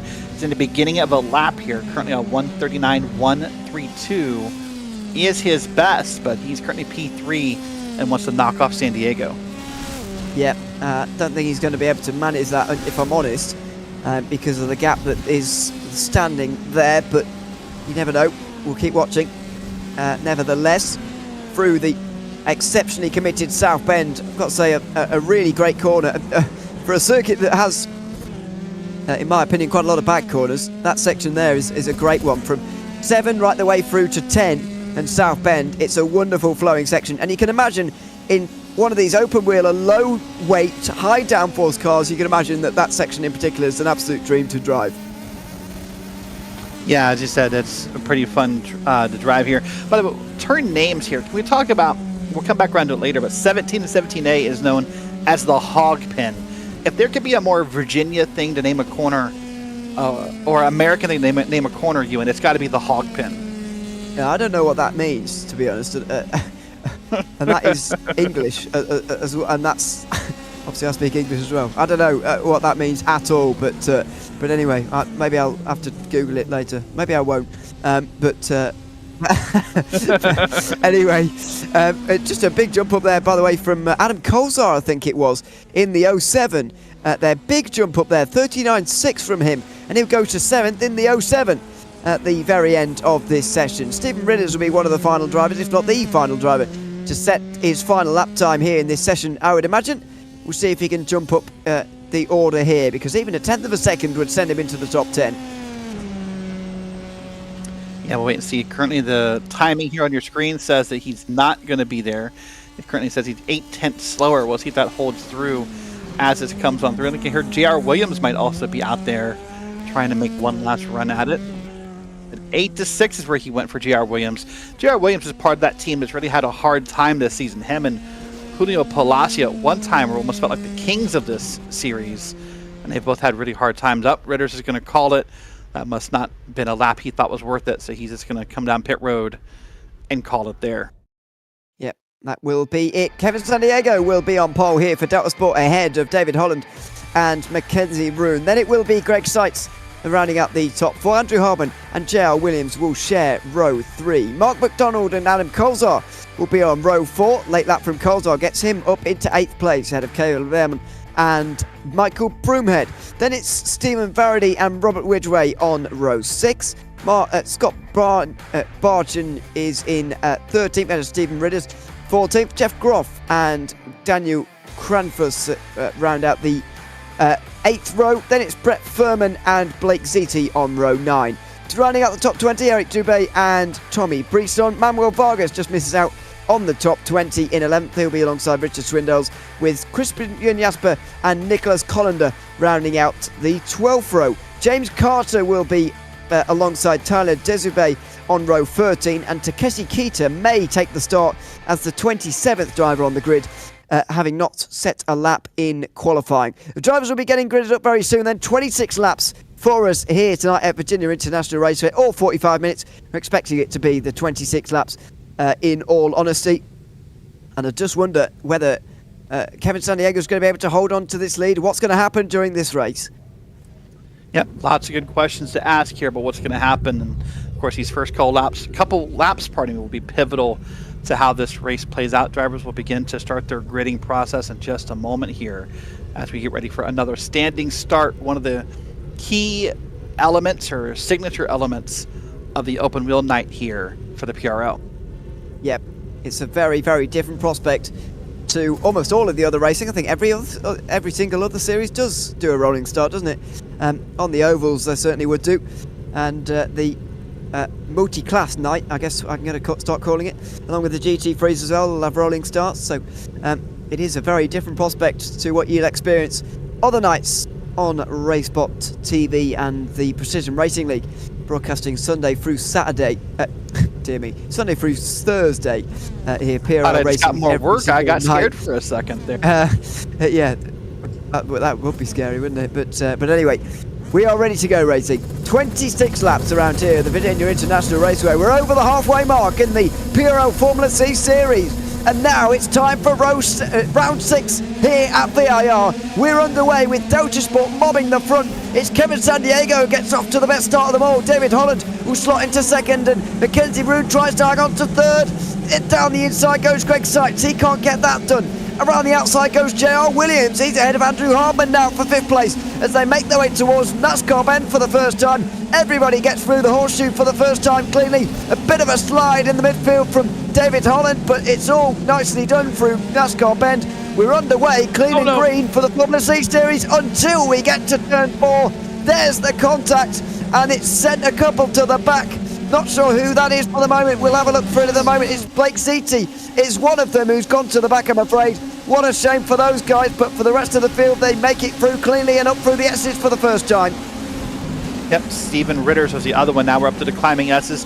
Down through South Bend here is where the field's heading now, up in the turn 13, or up to the 11, I guess. And this will be the oak spot where that tree used to be, as he said, not there anymore. So kind of maybe one day they'll rename it. This is the longest straight here, though.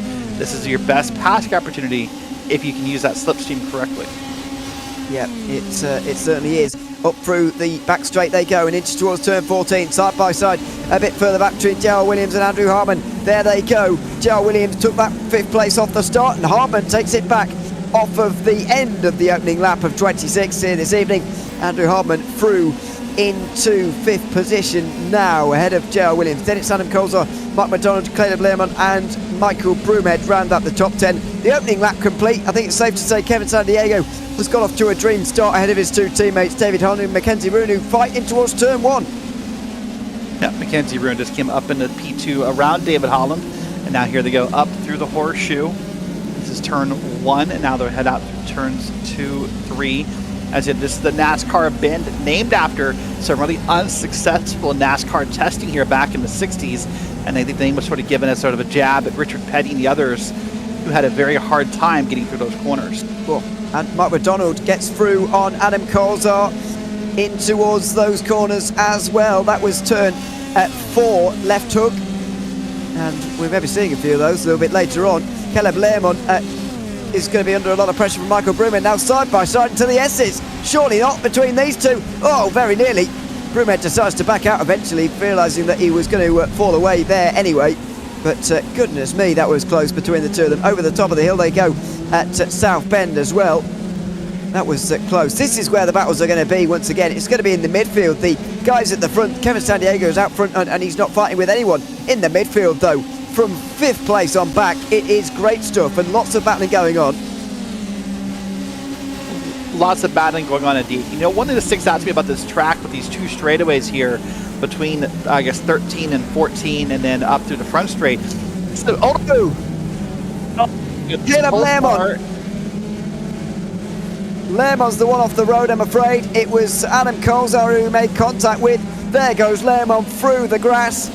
And what a shame that is. It's unfortunate that such a big battle and an exciting battle has come to an end quite so quickly for those two. That is disappointing to see that happen. I was going to say this is a very fast track, minute 45-ish lap times. So despite being this big, massive 3-mile complex, very fast laps here being run, Ewan. Side by side through the horseshoe they go. It's Adam Colzar trying to hang on to 9th place now, and he will do. Big dive down the inside there from Scott Bargent, and he is going to be run around the outside by Stephen Faraday there for 10th place. So let's see if we can get a replay of that crash up towards turn 14 now. Earlier on. This is Blake Seaty's crash, isn't it? Earlier on in the day, and oh, that was a bit careless, wasn't it? I don't know who we're riding on board with there, but that was quite careless. Oh, that was Blake Seaty, excuse me, who ran straight into the back of Stephen Ridders.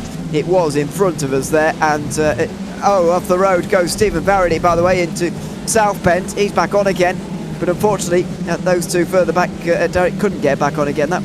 Careless is the only word I can use to describe it, really. Yeah, I'm not sure. My only impression could have been, I wonder if the car in front of him just got on the brakes a little sooner than he was expecting, because I don't know how you run over a car that quickly in a straight like that without the other car in front of you braking. So I'm just curious if that may be part of the cause here. Let's see what happened. Now let's go take a look at Caleb Lehman here.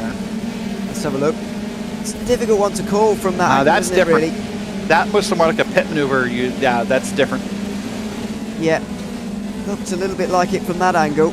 Adam Colzar might be finding himself in a bit of trouble for that in the stewards' room after the race, because that did look a little bit suspect. And Caleb Lermont, I'm afraid, is way down in 21st place now, I think. Maybe even worse. Yeah, it is worse. It's 22nd for him at the moment, so that's a real shame.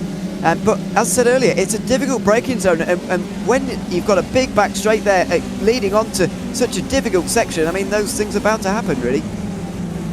Oh, for sure. Those moments are going to happen. You just have to do your best to try to avoid those from happening. Now it's the iconic red and black here. This on those cars we see every week. That's David Holland right there.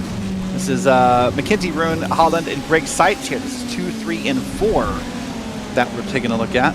You know, I talked to Mackenzie Roon before the race, and he just said it's a little timid on this track because he just wasn't sure how he felt about racing here. But so far, he's doing just fine here up in P2. Seitz, Greg Seitz goes wide at the Oak Tree corner. He was talking about there, and so Seitz is not going to lose any places, but he will lose a lot of ground as a result of that. Let's have a look at a replay early on. Between this incident at the S's. Brett Furman involved here, side by side through the S's is not often a good idea, and that's why there's the contact. In the end, one of them's going to survive, but no front wing for the other. I mean, that was always going to happen, really. It's often advised that you don't go side by side through the S's, and that is why, really.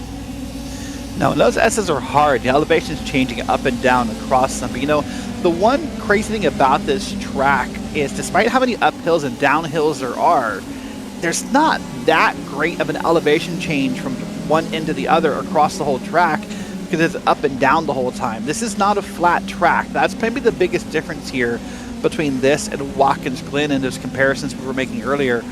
Watkins Glen is fairly flat. You can see across the whole track almost.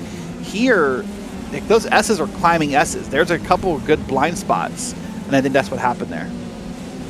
Well, it's a difficult section, and it's unfortunately been the end of well, not the end of a race for Brett Furman, fortunately for them, but certainly set those guys back just a little bit in this race.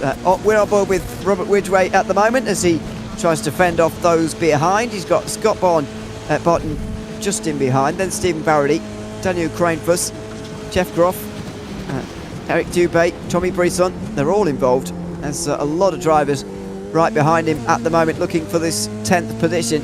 And as I said earlier on, this is where the battles are going to come from. It's going to be the midfield really, not the leaders. Kevin Sandiego has a second and a half. The battles aren't going to be for the lead like we saw in the last race. It's going to be in the midfield like this. Yeah, very likely could be in the midfield. Could be where that battle happens here. But David Holland leading some others around Mackenzie Ruin Sights, Andrew Hardman.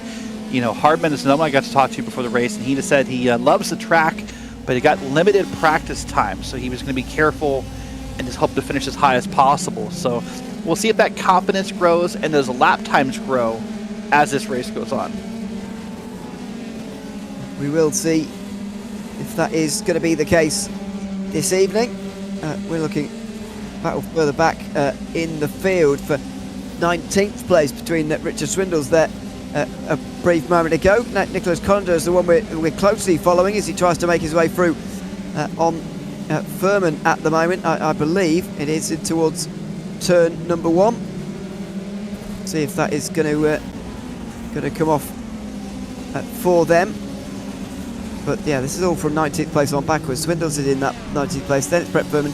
Caleb Lermont was fighting with Nicholas Collender there. And then James Carter is a couple of seconds further back from that. This is Andrew Hardman in 5th place as well. Still fighting with J.R. Williams. These two seem quite well matched in this battle for 5th. Yeah, J.R. Williams is having a very successful night here and really wanting to bounce back here. Said his goal tonight was to stay off the grass, and if he does that, he thinks he'll have a good night. Well, so far he's achieved that here on lap 6 of 26. And we'll wait and see if he can keep off the grass all night long to watch this great battle here. But just look at that, if even from that camera angle, Ewan, look at how some of these corners are so high that it's hard to see around them. There's some real blind turns here. In fact, I'm hoping in a couple laps maybe we can go on board with someone and watch a whole lap so the audience can see how difficult the visibility is here. Yeah, it is tricky around here. The rises and falls are what makes this track quite so challenging. So now that rise towards the line there, although you are going straight at that point, so it's not really too much of a concern anyway. Then you've got this into turn number 1. J.R. Williams just holds it a bit tighter on the way out of the horseshoe there through turn 2. And then through NASCAR Bend. This is a corner that I personally find very, very tricky. If you get in the grass there, you're straight off into the wall and there's absolutely nothing that anyone can do about it.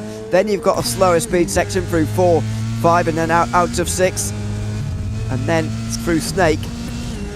It's the run in towards the S's, and this is the other problem for them, is the sort of build-up of all sorts that you get on the visor as well. You can't even see very clearly when you're going around here. Never mind when you've got a clear visor and you're dealing with the rises and falls of VIR, you can't actually see normally anyway.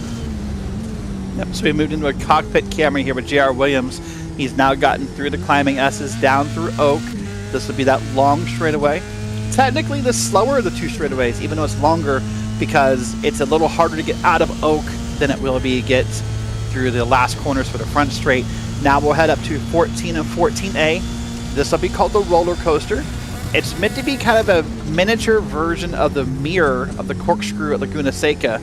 You can kind of see it there as he gets through it. That'll take him up to turn 15. Now to 16 and 17 down through the hog pin. Now this exit is faster for this straightaway. Back to the front straight here to start a lap. Yeah, it's I don't know about reverse corkscrew, but I'll certainly see what the idea is. It's certainly a challenge, there's no doubt about that. For all of the drivers, very late on the brakes again from J.R. Williams in towards turn 1. But it's sort of reaching a bit of a stalemate here. This is the highest positional battle that we actually have on the circuit right now, and you sort of reaching a bit of a stalemate here. Andrew Hardman has got into his rhythm, and it's once you're in that rhythm, it's quite difficult to push the driver out of that when you're following them like this. It's, you know, J.R. Williams is going to be short on options soon in terms of trying to make this move and see what he can do. By the way, I do want to take a moment to do a PSA here. We're going to head through the S's here. Again, the climbing S's here. Watch the elevation change here. It's hard to see around those until you're over them. But I want to do a PSA here. If you're like Ewan and you don't like VIR and you think that the schedules should be different, then voting is open on the iRacing forums for a lot of the series. You can go vote on the schedules, and you can have a voice on what the schedule is. That was Mackenzie Ruin off on the right side there. There he is up in the grass still.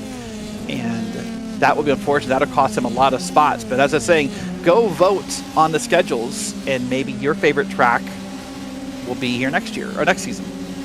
Yeah, well, it will be next year, to be fair. But, yeah, I guess both there, right? Next season, next season, next year.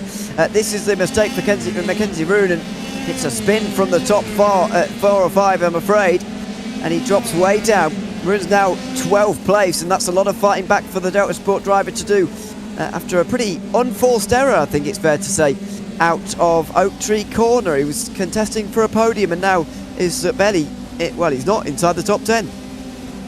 Yeah, a very suspicious spin, honestly. I didn't see anything there that would have caused it upon first glance, but just got it looped around there. And I guess the good news is, since there's so much grass there, he didn't hit anything.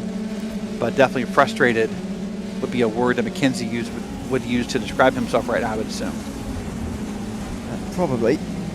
But he's going to have to put that to the back of his mind and just get on with this over the next laps, because he's got a lot of overtaking to do now. He's got Scott Barton not too far in front in 9th place, and even Adam Colzar in 7th is not that far away. Fair, Andrew Harmon in 4th is probably within reach. It's just going to take a lot of overtaking for him, and it's not going to be easy. Side by side through the S's, lots of space given by the two of them. But Roon gets through. Stephen Varady in the end kind of gave that one over and was almost forced into submission by Roon. And so that's one position gain, but now we'll see how many more he can get over the remaining laps. Yep. Next up in his tracker will be Robert Ridgway, and then Scott Barton. You know, speaking of the popularity of the track, it is very polarizing as far as if people like it or don't. There's no middle of the road here, except for one person, which is Scott Barton. When I asked him earlier, I said, "Hey, do you like VIR?" His response, I don't mind it. That is the only person I've known to not have a strong opinion one way or the other about this racetrack. Yeah, not many people just don't mind VIR. It's a very polarising racetrack sometimes. Not least for me, but as we know. But anyway, lap 10. Kevin San Diego still leads the way here at VIR. He's a second and a half ahead of David Holland, who is the championship leader, of course. Conor Wagner not here tonight, and so Holland is going to extend his championship lead by a very, very big way, and possibly towards 30 points over the likes of Greg Seitz. Kevin San Diego, by the way, at the start of the day in the championship was only 5th, 41 points back, so that won't be a worry to Holland.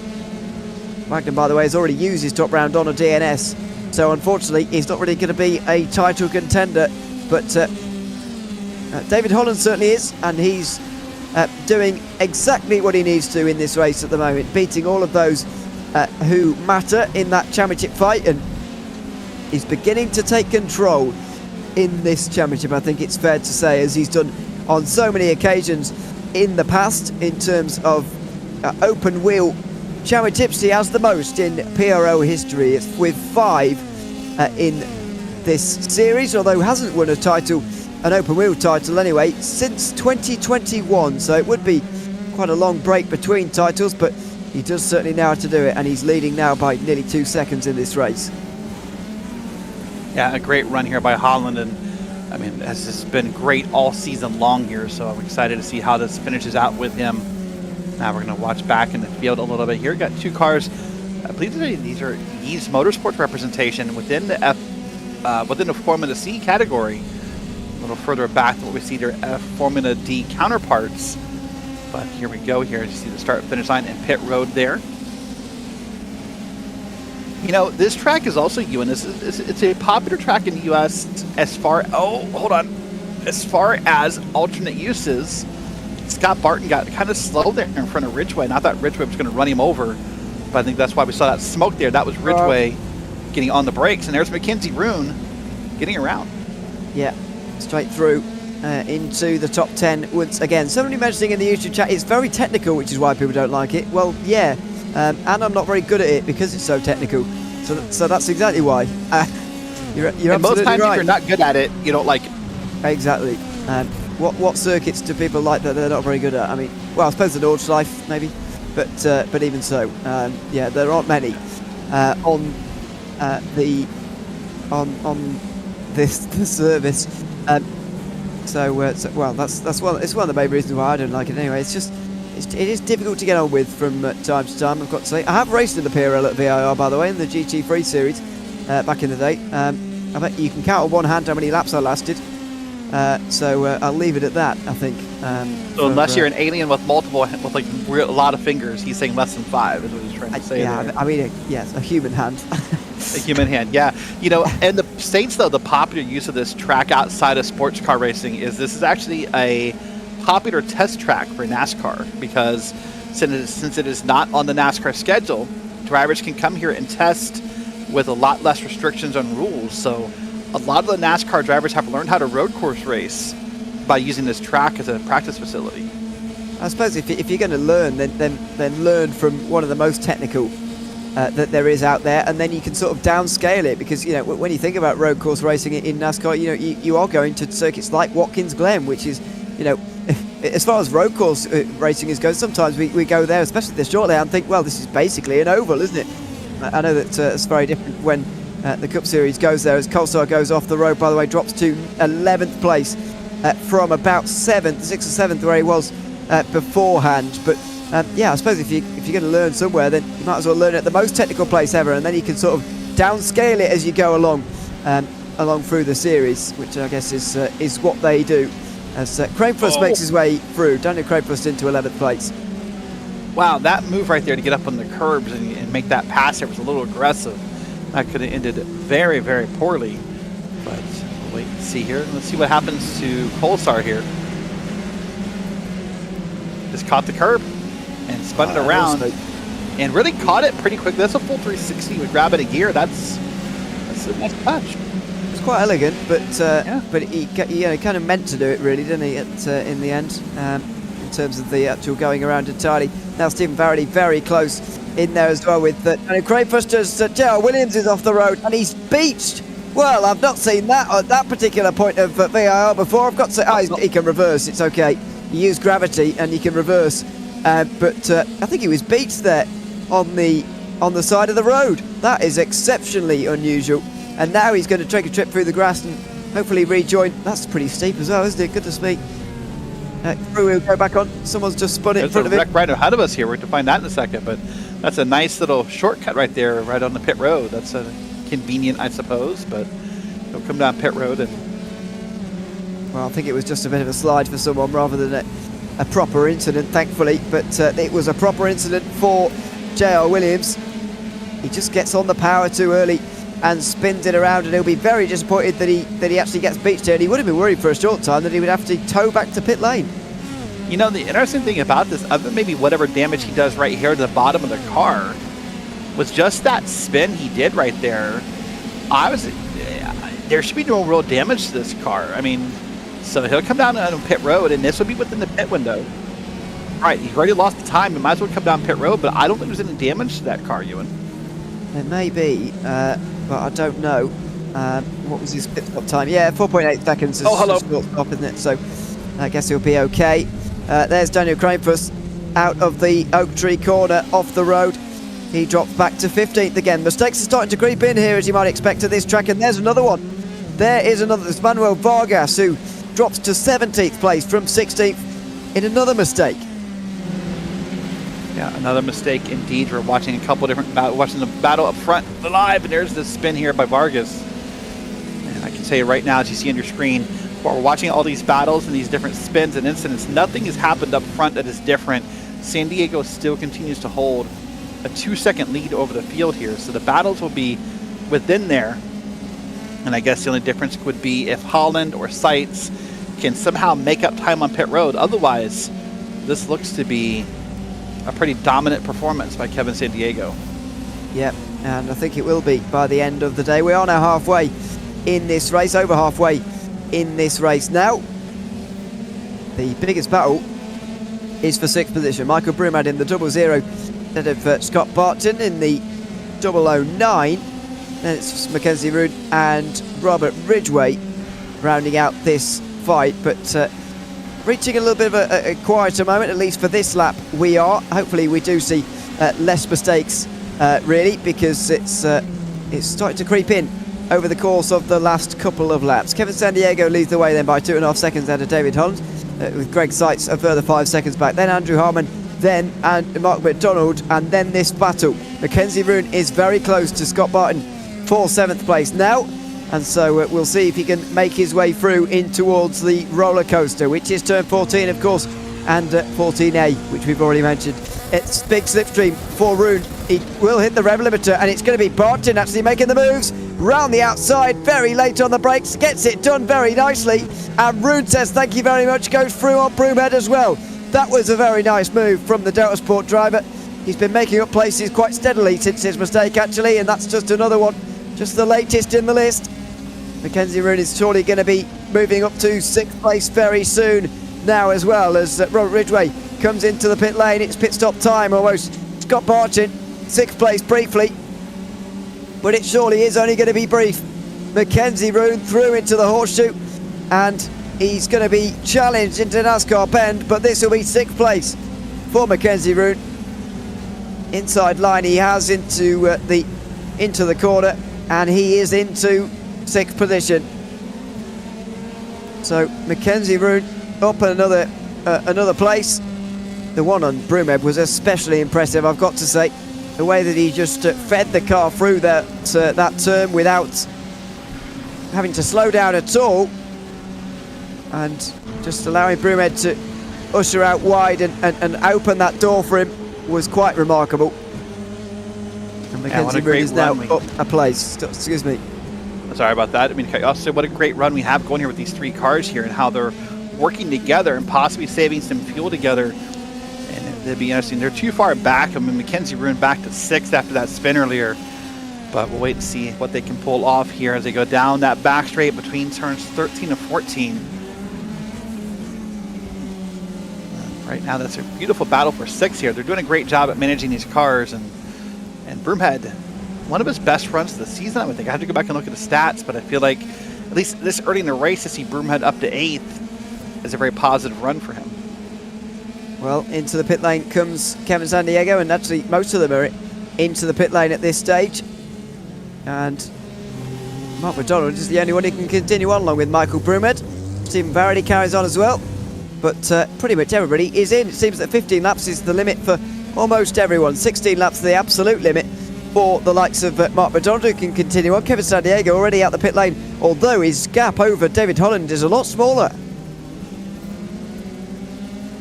Yeah, it is smaller indeed here. That's Holland there, currently running P5 and still out here on track. This is the battle now. It says for 4th and 5th here.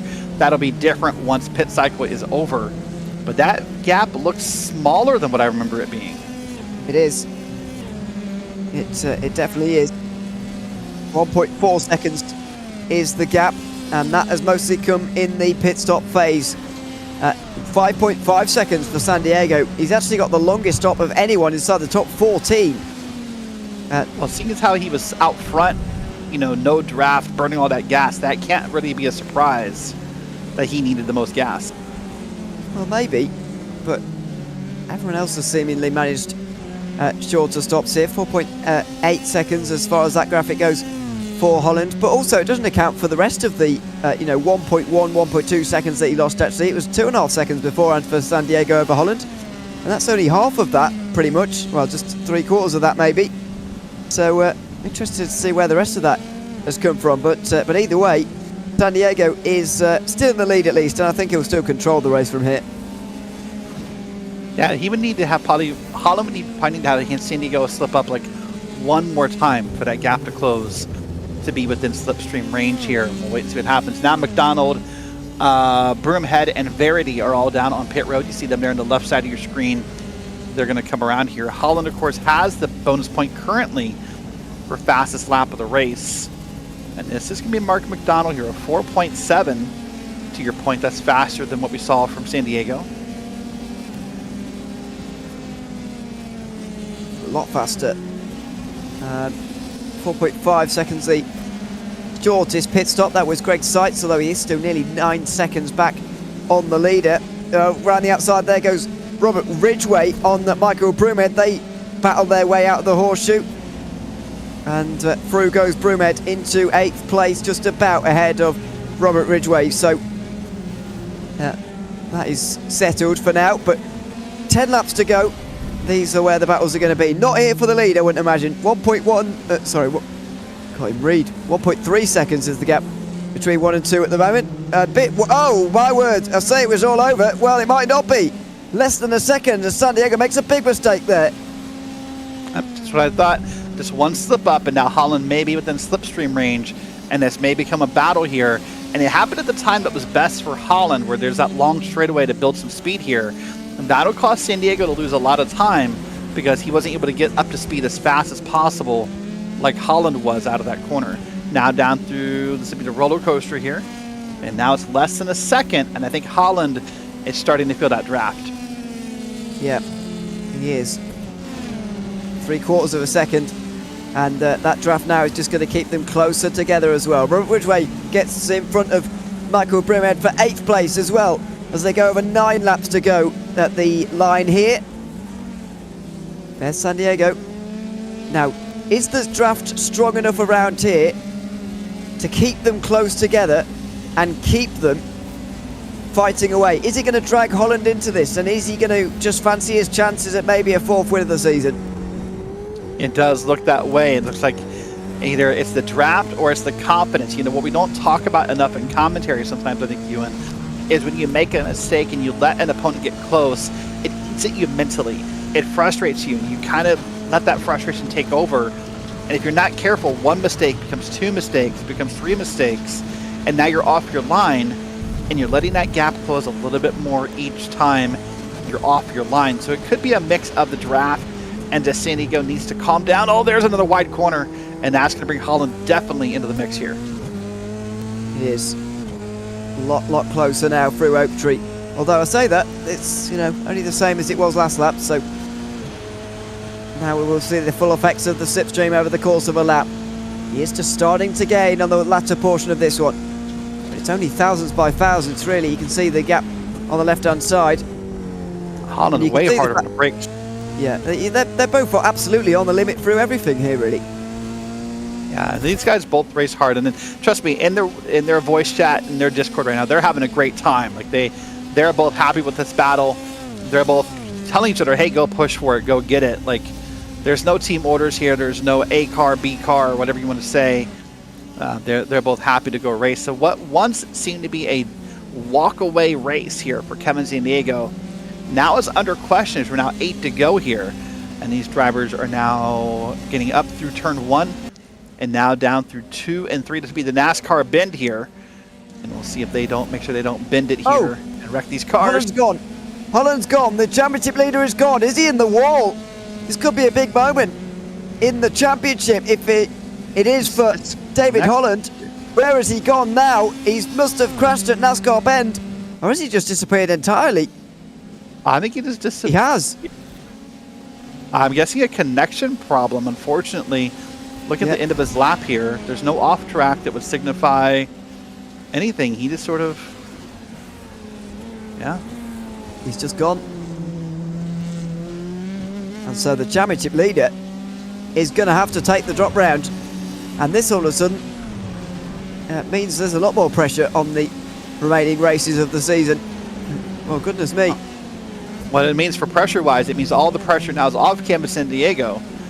He's going to now back out to a Sunday drive here. He's going to have a pretty steep gap over Greg Seitz in second. But you're right, for David Holland and for Delta Sport as well. This means, I mean, for Delta Sport's team lead, it'll be comfortable. But it's the first night where Delta Sport's not dominated. That gap will close a little bit. But yeah, dropping a 0 for David Holland, that'll put Connor Wagner and others back into contention. Well, I guess he won't drop a 0. I shouldn't say that. It won't be a 0. It'll be whatever spot he... I said that and had to stop myself. That'll be wherever he finishes. It won't be a 0. He will score, technically, 53, if you like. So his current drop round is a 53 score. And so this round will become obviously a lot less than that. He has done half the race, hasn't he? So he will score the points, as you say. What points he will score? Probably be 20th, maybe 21st. Either way, it's in the 30s somewhere, maybe in the 20s, and that will become his drop round. And that basically gives him a lot less safety net, doesn't it? For a race in the future. Especially if this happens again, then he's in a lot more trouble than he is today. Is because Roon makes a second mistake in the race. That's Mackenzie Rooney, right? I mean, especially with a couple of tricky tracks coming up at the end of the schedule. You have Montreal up. I think we have Belle Isle. That's a really tricky one where calamity is probably going to happen. You want to have your safety net going into Belle Isle, I would think, but that is now gone for David Holland. Here's Robert Ridgway now working his way on through, currently up to P6, and hopes to run down Scott Bartis here, but he's got Broomhead, Verity, Kolsar, and Jeff Groff behind him. That's 6th through 10th there you see on your screen. Yeah. Well, somewhat surprised to see Mackenzie Roon make a second mistake of the race, I've got to say. But it's the way that it's gone there. And a real shame. Well, the midfield is where we're seeing the battles continue on. Scott Bartlin is all of a sudden in 5th place in this race. Robert Ridgway now 6th, ahead of Michael Broomhead, who's gone wide. And he will stay just ahead of Stephen Varady, but not by much at all. And this is all of a sudden a much bigger fight than Broomhead would have really wanted it to be. Yeah, of course, everyone benefited up one spot from the David Holland connection problems, but unfortunate to see here. 6 to go here at VIR. Oh my goodness, I thought Verity was going to run him over. Well, he very nearly did. He was quite late on the brakes in towards Horseshoe. Broomhead held on, and he will continue in 7th position. Adam Colesar is not too far away either. He was challenging for a top 5 earlier on. Mistake has set him back, and now he's back involved again all of a sudden. Out through the 6th turn and through Snake now. Sort of gentle right and left-handers at the end of that corner. Before you head towards the S's, Broomhead under pressure he hasn't really been under so far in this race as we get towards the end here.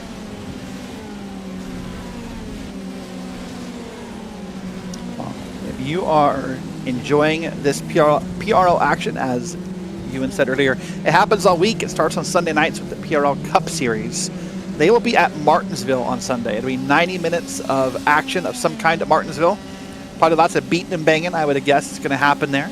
Monday nights, I think it's you, Ewan, and Joey Tebben on Mondays. Who's your partner on Mondays? Oh, I don't do any regularly anymore. Okay. So it's prototype night on Mondays. It's the LMP3s, GT4s, and then LMP2, LMDH. Tuesdays is GT3s, and then Wednesday is our other NASCAR night with the trucks and the Grand Nationals. So it happens all week, almost all week long here on RaceSpotTV. So for you to check it out here. Speaking of checking out, Kevin San Diego is now up to almost 10.5 seconds over P2. Like, he could almost stop at like the McDonald's drive-thru and get a coffee and still be okay. Yeah, it's almost a bit misleading, really, the gap that he's got at the moment, isn't it? Because he's been challenged a bit more than this in the race. But unfortunately, David Holland has seen his internet, I guess it's internet, fall him a foul. And we've seen Mackenzie Roon make a couple of mistakes as well, and they would have both been in with that 10-second window, I would imagine, for Kevin San Diego. So it's a bit misleading, but it stands really for Kevin San Diego. It won't really matter for him at all. And he's on his way to a first race win of the season. He's not even actually finished second yet this season. So he's about to do that and finish first here on this race. 4 to go when he crosses the line here. And he's really just in control. Needs to bring it home and keep it on the road, and he'll be there. Yep, so you see here on over the shoulder camera, you see him racing here. And just how smooth those hands are for the most part. A little jittery, which is how bumpy this track is, but nice smooth movements and just wanting to take it home. But now we could probably move back into that battle for 6th again here, because Kevin San Diego has a very comfortable lead here. This is Jeff Groff back in 10th, and look at those cars in front of him. That's who he's trying to run down. Yeah, it's Adam Colesar just in front. Ahead of him it's Stephen Varady, then Michael Broomhead to round out those you can see in front.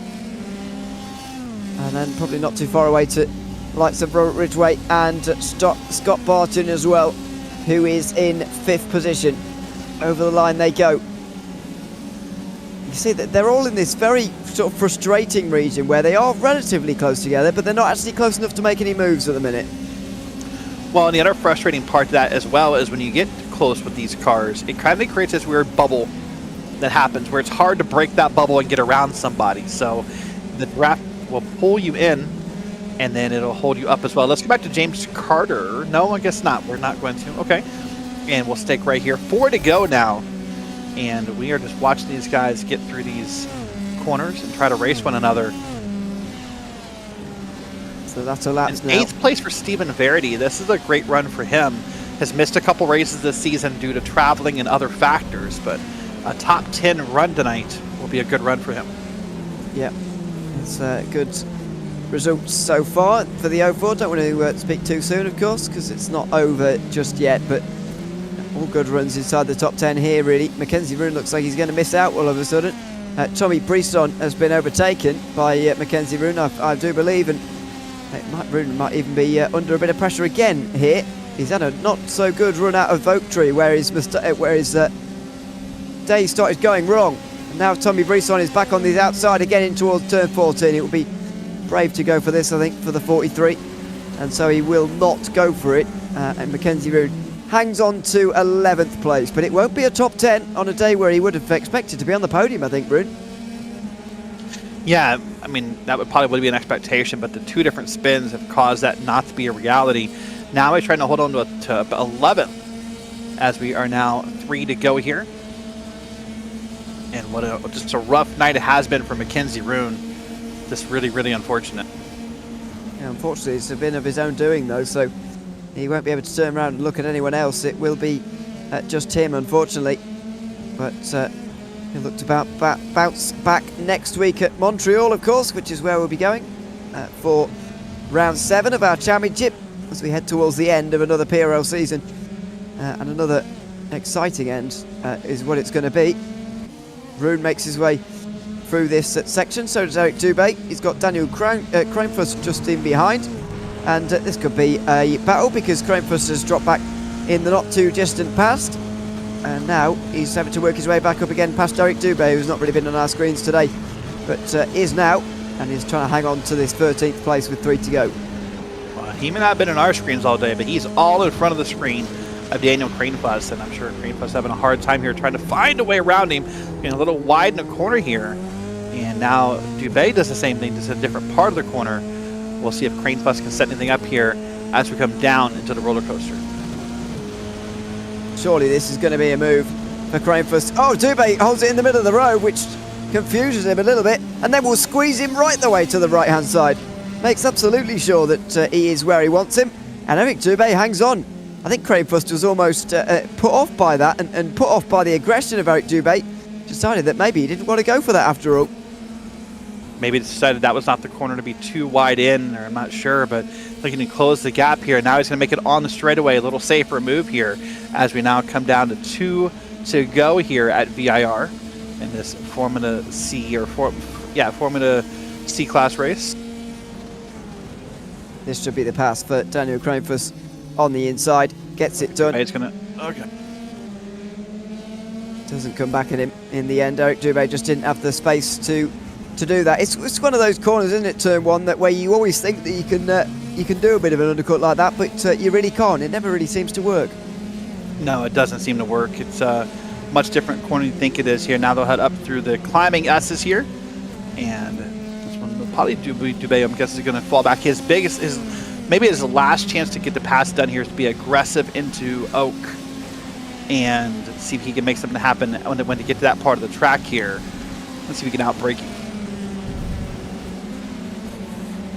I think it's going to be difficult from there. Oh, they're a bit wide. Wide through Sunset Bend, through South Bend, as I say. Sunset Bend is not on this circuit. Out of Oak Tree. That's a different American track. That is, yes, and that is not near here, as I know. In the slipstream for Eric Dubé, he's running out of chances to go back through. He's actually kept with Krainfuss quite well here. Krainfuss does exactly the same thing to him as Dubé did to the 55, but Dubé has no worries about going around the outside. Although it's a similar story, this time with Rolls reversed. Cranefuss gets it wrong. Well, I thought he was going to hang on easily, but Eric Dubé almost intimidated him into a mistake. Yeah, white flag is out, by the way. San Diego holds a 14-second lead, so that lead is safe. Look at this. Hold that camera shot for a second, or any of these camera shots, and you'll see you just can't find anyone behind him. It's like he's running just like a time trial by himself here, and it's going to be a successful run here. Here's Greg Seitz back in second. He'll have Andrew Hardman behind him, so that's a little bit of a battle, but I suspect not much of one on his last lap. Not realistically. There is Kevin San Diego. He certainly won't have to fight anyone before the end. He is leading by a very long way. Couple of podiums in the last 2 rounds, which has sort of set the tone for the second half of this season after a shaky start, and that shaky start has seen him down to 5th in the standings. He will close in on David Holland at the end of the day, and that championship margin will probably be just over 30 points with 4 rounds to go. It is closable, and if Kevin San Diego drives like this again, then he may well close it. But right now, he can just enjoy and soak in the win at VIR. Kevin San Diego weaves his way down the front straight and wins at VIR in round 6 of the Formula C Series, part of the Precision Racing League for Season 4 of 2023. Further back, Michael Broomhead has had a disaster on this last lap, unfortunately. I think it was a spin out of Oak Tree that has seen him drop outside the top 10. We're going to replay in the second here, but this will be Verity and Kolsar coming to the line here. They're going to finish in just that order. Stephen Verity up to 7th is where he'll finish tonight. We'll get a replay, as you say, in a couple of moments' time, and here it comes in the main part of your screen. It's going to be on the power again. Oh, it's not even on the outside curb there. He ends, oh my word, and how nobody hit him is a bit of a miracle. He's a very lucky boy that he wasn't hit at all, actually, because in his attempts to spin himself around in a full 360, he actually put up a smoke screen for everyone else, and somehow he wasn't hit. Yeah, that was really impressive, actually. He wasn't hit. That was I was fully expecting someone to hit him head on, but they avoided that in that moment here. These are the last couple people to finish here. Yep, last few drivers will still come across the line here in a couple of moments' time. It is Christian Jasper, I think this is.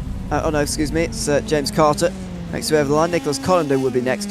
And then I think that will be it, unless Richard Swindles has made his way out onto the circuit on this last lap. He has not.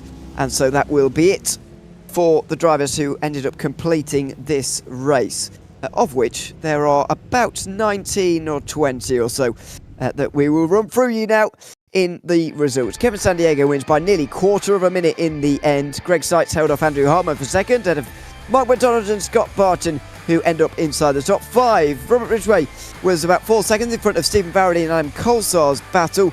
Then it was Jeff Groff and Mackenzie Runit to round out the top 10. Michael Broomhead dropped to 11th on that last lap, with Tommy Priest on 12th. Eric Dubé and Daniel Cranefuss battled for 13th to the end of J.R. Williams, disappointed, down in 15th. Christian Jasper, James Carter, Nicholas Collender were the final drivers on the lead lap, with Richard Swindles and Caleb Learmont, I believe, both crossing the line actually at the end of that race. Still getting points will be David Holland, Manuel Vargas, Tyler Jazube and Blake Ziti. Brett Furman, Stephen Ridders and Takeshi Kita will all miss out. Well, that is it for us here in the Formula C Series tonight. Let's bring in Andrew Hardman for a bit of a chat at the end of that one. It's 26 laps around the Virginia International Raceway. Welcome in, Andrew. Good to have you with us once again. 3rd place for you tonight. Couldn't quite get Greg at the end, but it's still a good result. How do you assess that performance here tonight? Yeah, absolutely good result. It's a bit of a war of attrition, I suppose, with David Holland and Mackenzie having their separate issues. So, happy to capitalize on that. But yeah, good pace. Wasn't really expecting to do much. Lack of practice this week, but yeah, happy to take it. Well, you said it was going to be a war of attrition. I mean, I can't imagine that was too dissimilar to what you expected from this race. You've obviously done your fair share of racing around here to know that. And I mean, was podium above your expectations before the race? I think I would have expected like close to a top 5, if not a top 5, if I played my cards right. And I suppose if Mackenzie and David didn't have their problems, I would have been 5th. So, I mean, right where expectations lie, I suppose. Absolutely. It was a good drive from you, certainly, to get on that podium. Congratulations tonight, Andrew, and thanks for chatting to us as well. Thanks very much. Thanks very much, Andrew Harmon there, finishing third place here tonight. It was quarter of a minute, though, behind Kevin Sandiego, who can join us now. Kevin, welcome in. Good to have you with us. 15 seconds it was at the line, but it wasn't like that for much of that race. Obviously, David was challenging you for some of that, but how were the final few laps there? Just basically driving on your own, bringing it home, knowing that you were going to take the win. Yeah, the last bit was a little bit bittersweet. David had closed within, 0.6 seconds, and all of a sudden I looked back and he wasn't back there anymore. I wasn't sure what happened. I think he had a computer mess up. He got a blue screen, unfortunately. It would have been a good race to the end there. He's always really good with tire preservation, and my tires are starting to go away, so it would have been tough. Definitely wish we could have battled, but happy to get the win. Yeah, we can't live on what ifs, but what would have been the sort of idea for you going into those final 10 laps if you had to defend there? What would the keys kind of have been for you, and how concerned would you have been if he got to within that sort of half a second, he got into that range of being able to overtake? Just how concerned would you have been about that in terms of still trying to take home that race win? Oh, I was concerned when he was 1 second back, and I made a mistake coming out of Oak Tree, and I lost 0.4 of a second, and the gap was 0.6 for a lap or two, and then that's when he disappeared. But it would have been rough. I would have probably let him pass, maybe try to let the tires cool a bit, and see if I could do a Hail Mary into last lap or two and pass him back. But yeah, definitely a fun race. Definitely glad to be on top. Good job to everybody who raced today. Fortunately, you didn't have to do any of that, so that was all good news. Kevin, congratulations on the win tonight, and thanks for chatting to us as well. Appreciate it. Have a good night, guys. Thanks. Take care. Thanks very much. Kevin Sandiego, winner here at VIR tonight in the Formula C Series. Well, that just about does it for us here tonight in Virginia. Next time out, we'll be racing in Canada, and I know that is north, so thanks for that. It's the Circuit Gilles Villeneuve at Montreal here next week at the conclusion of the Formula D Series race, which is coming to you from Spa. 8:30 ET is the start of the broadcast for that one, of course, so make sure you join us then. For now, though, we will bid our farewells. It's been another great night of open wheel racing here in the Precision Racing League here tonight on RaceSpotTV. A big thank you to everyone who has been joining us here this evening for the action tonight. It's been Formula D Series racing, first of all, with Michael Diaz taking the race win, and then Kevin Sandiego in the Formula C Series at Virginia International Raceway. Until we see you in 1 week's time, I've been Ewan O'Leary. Derek Watson has been alongside me, and Justin Ellis has been pushing the buttons behind the scenes. And until we see you at Spa and Montreal, it's goodbye for now.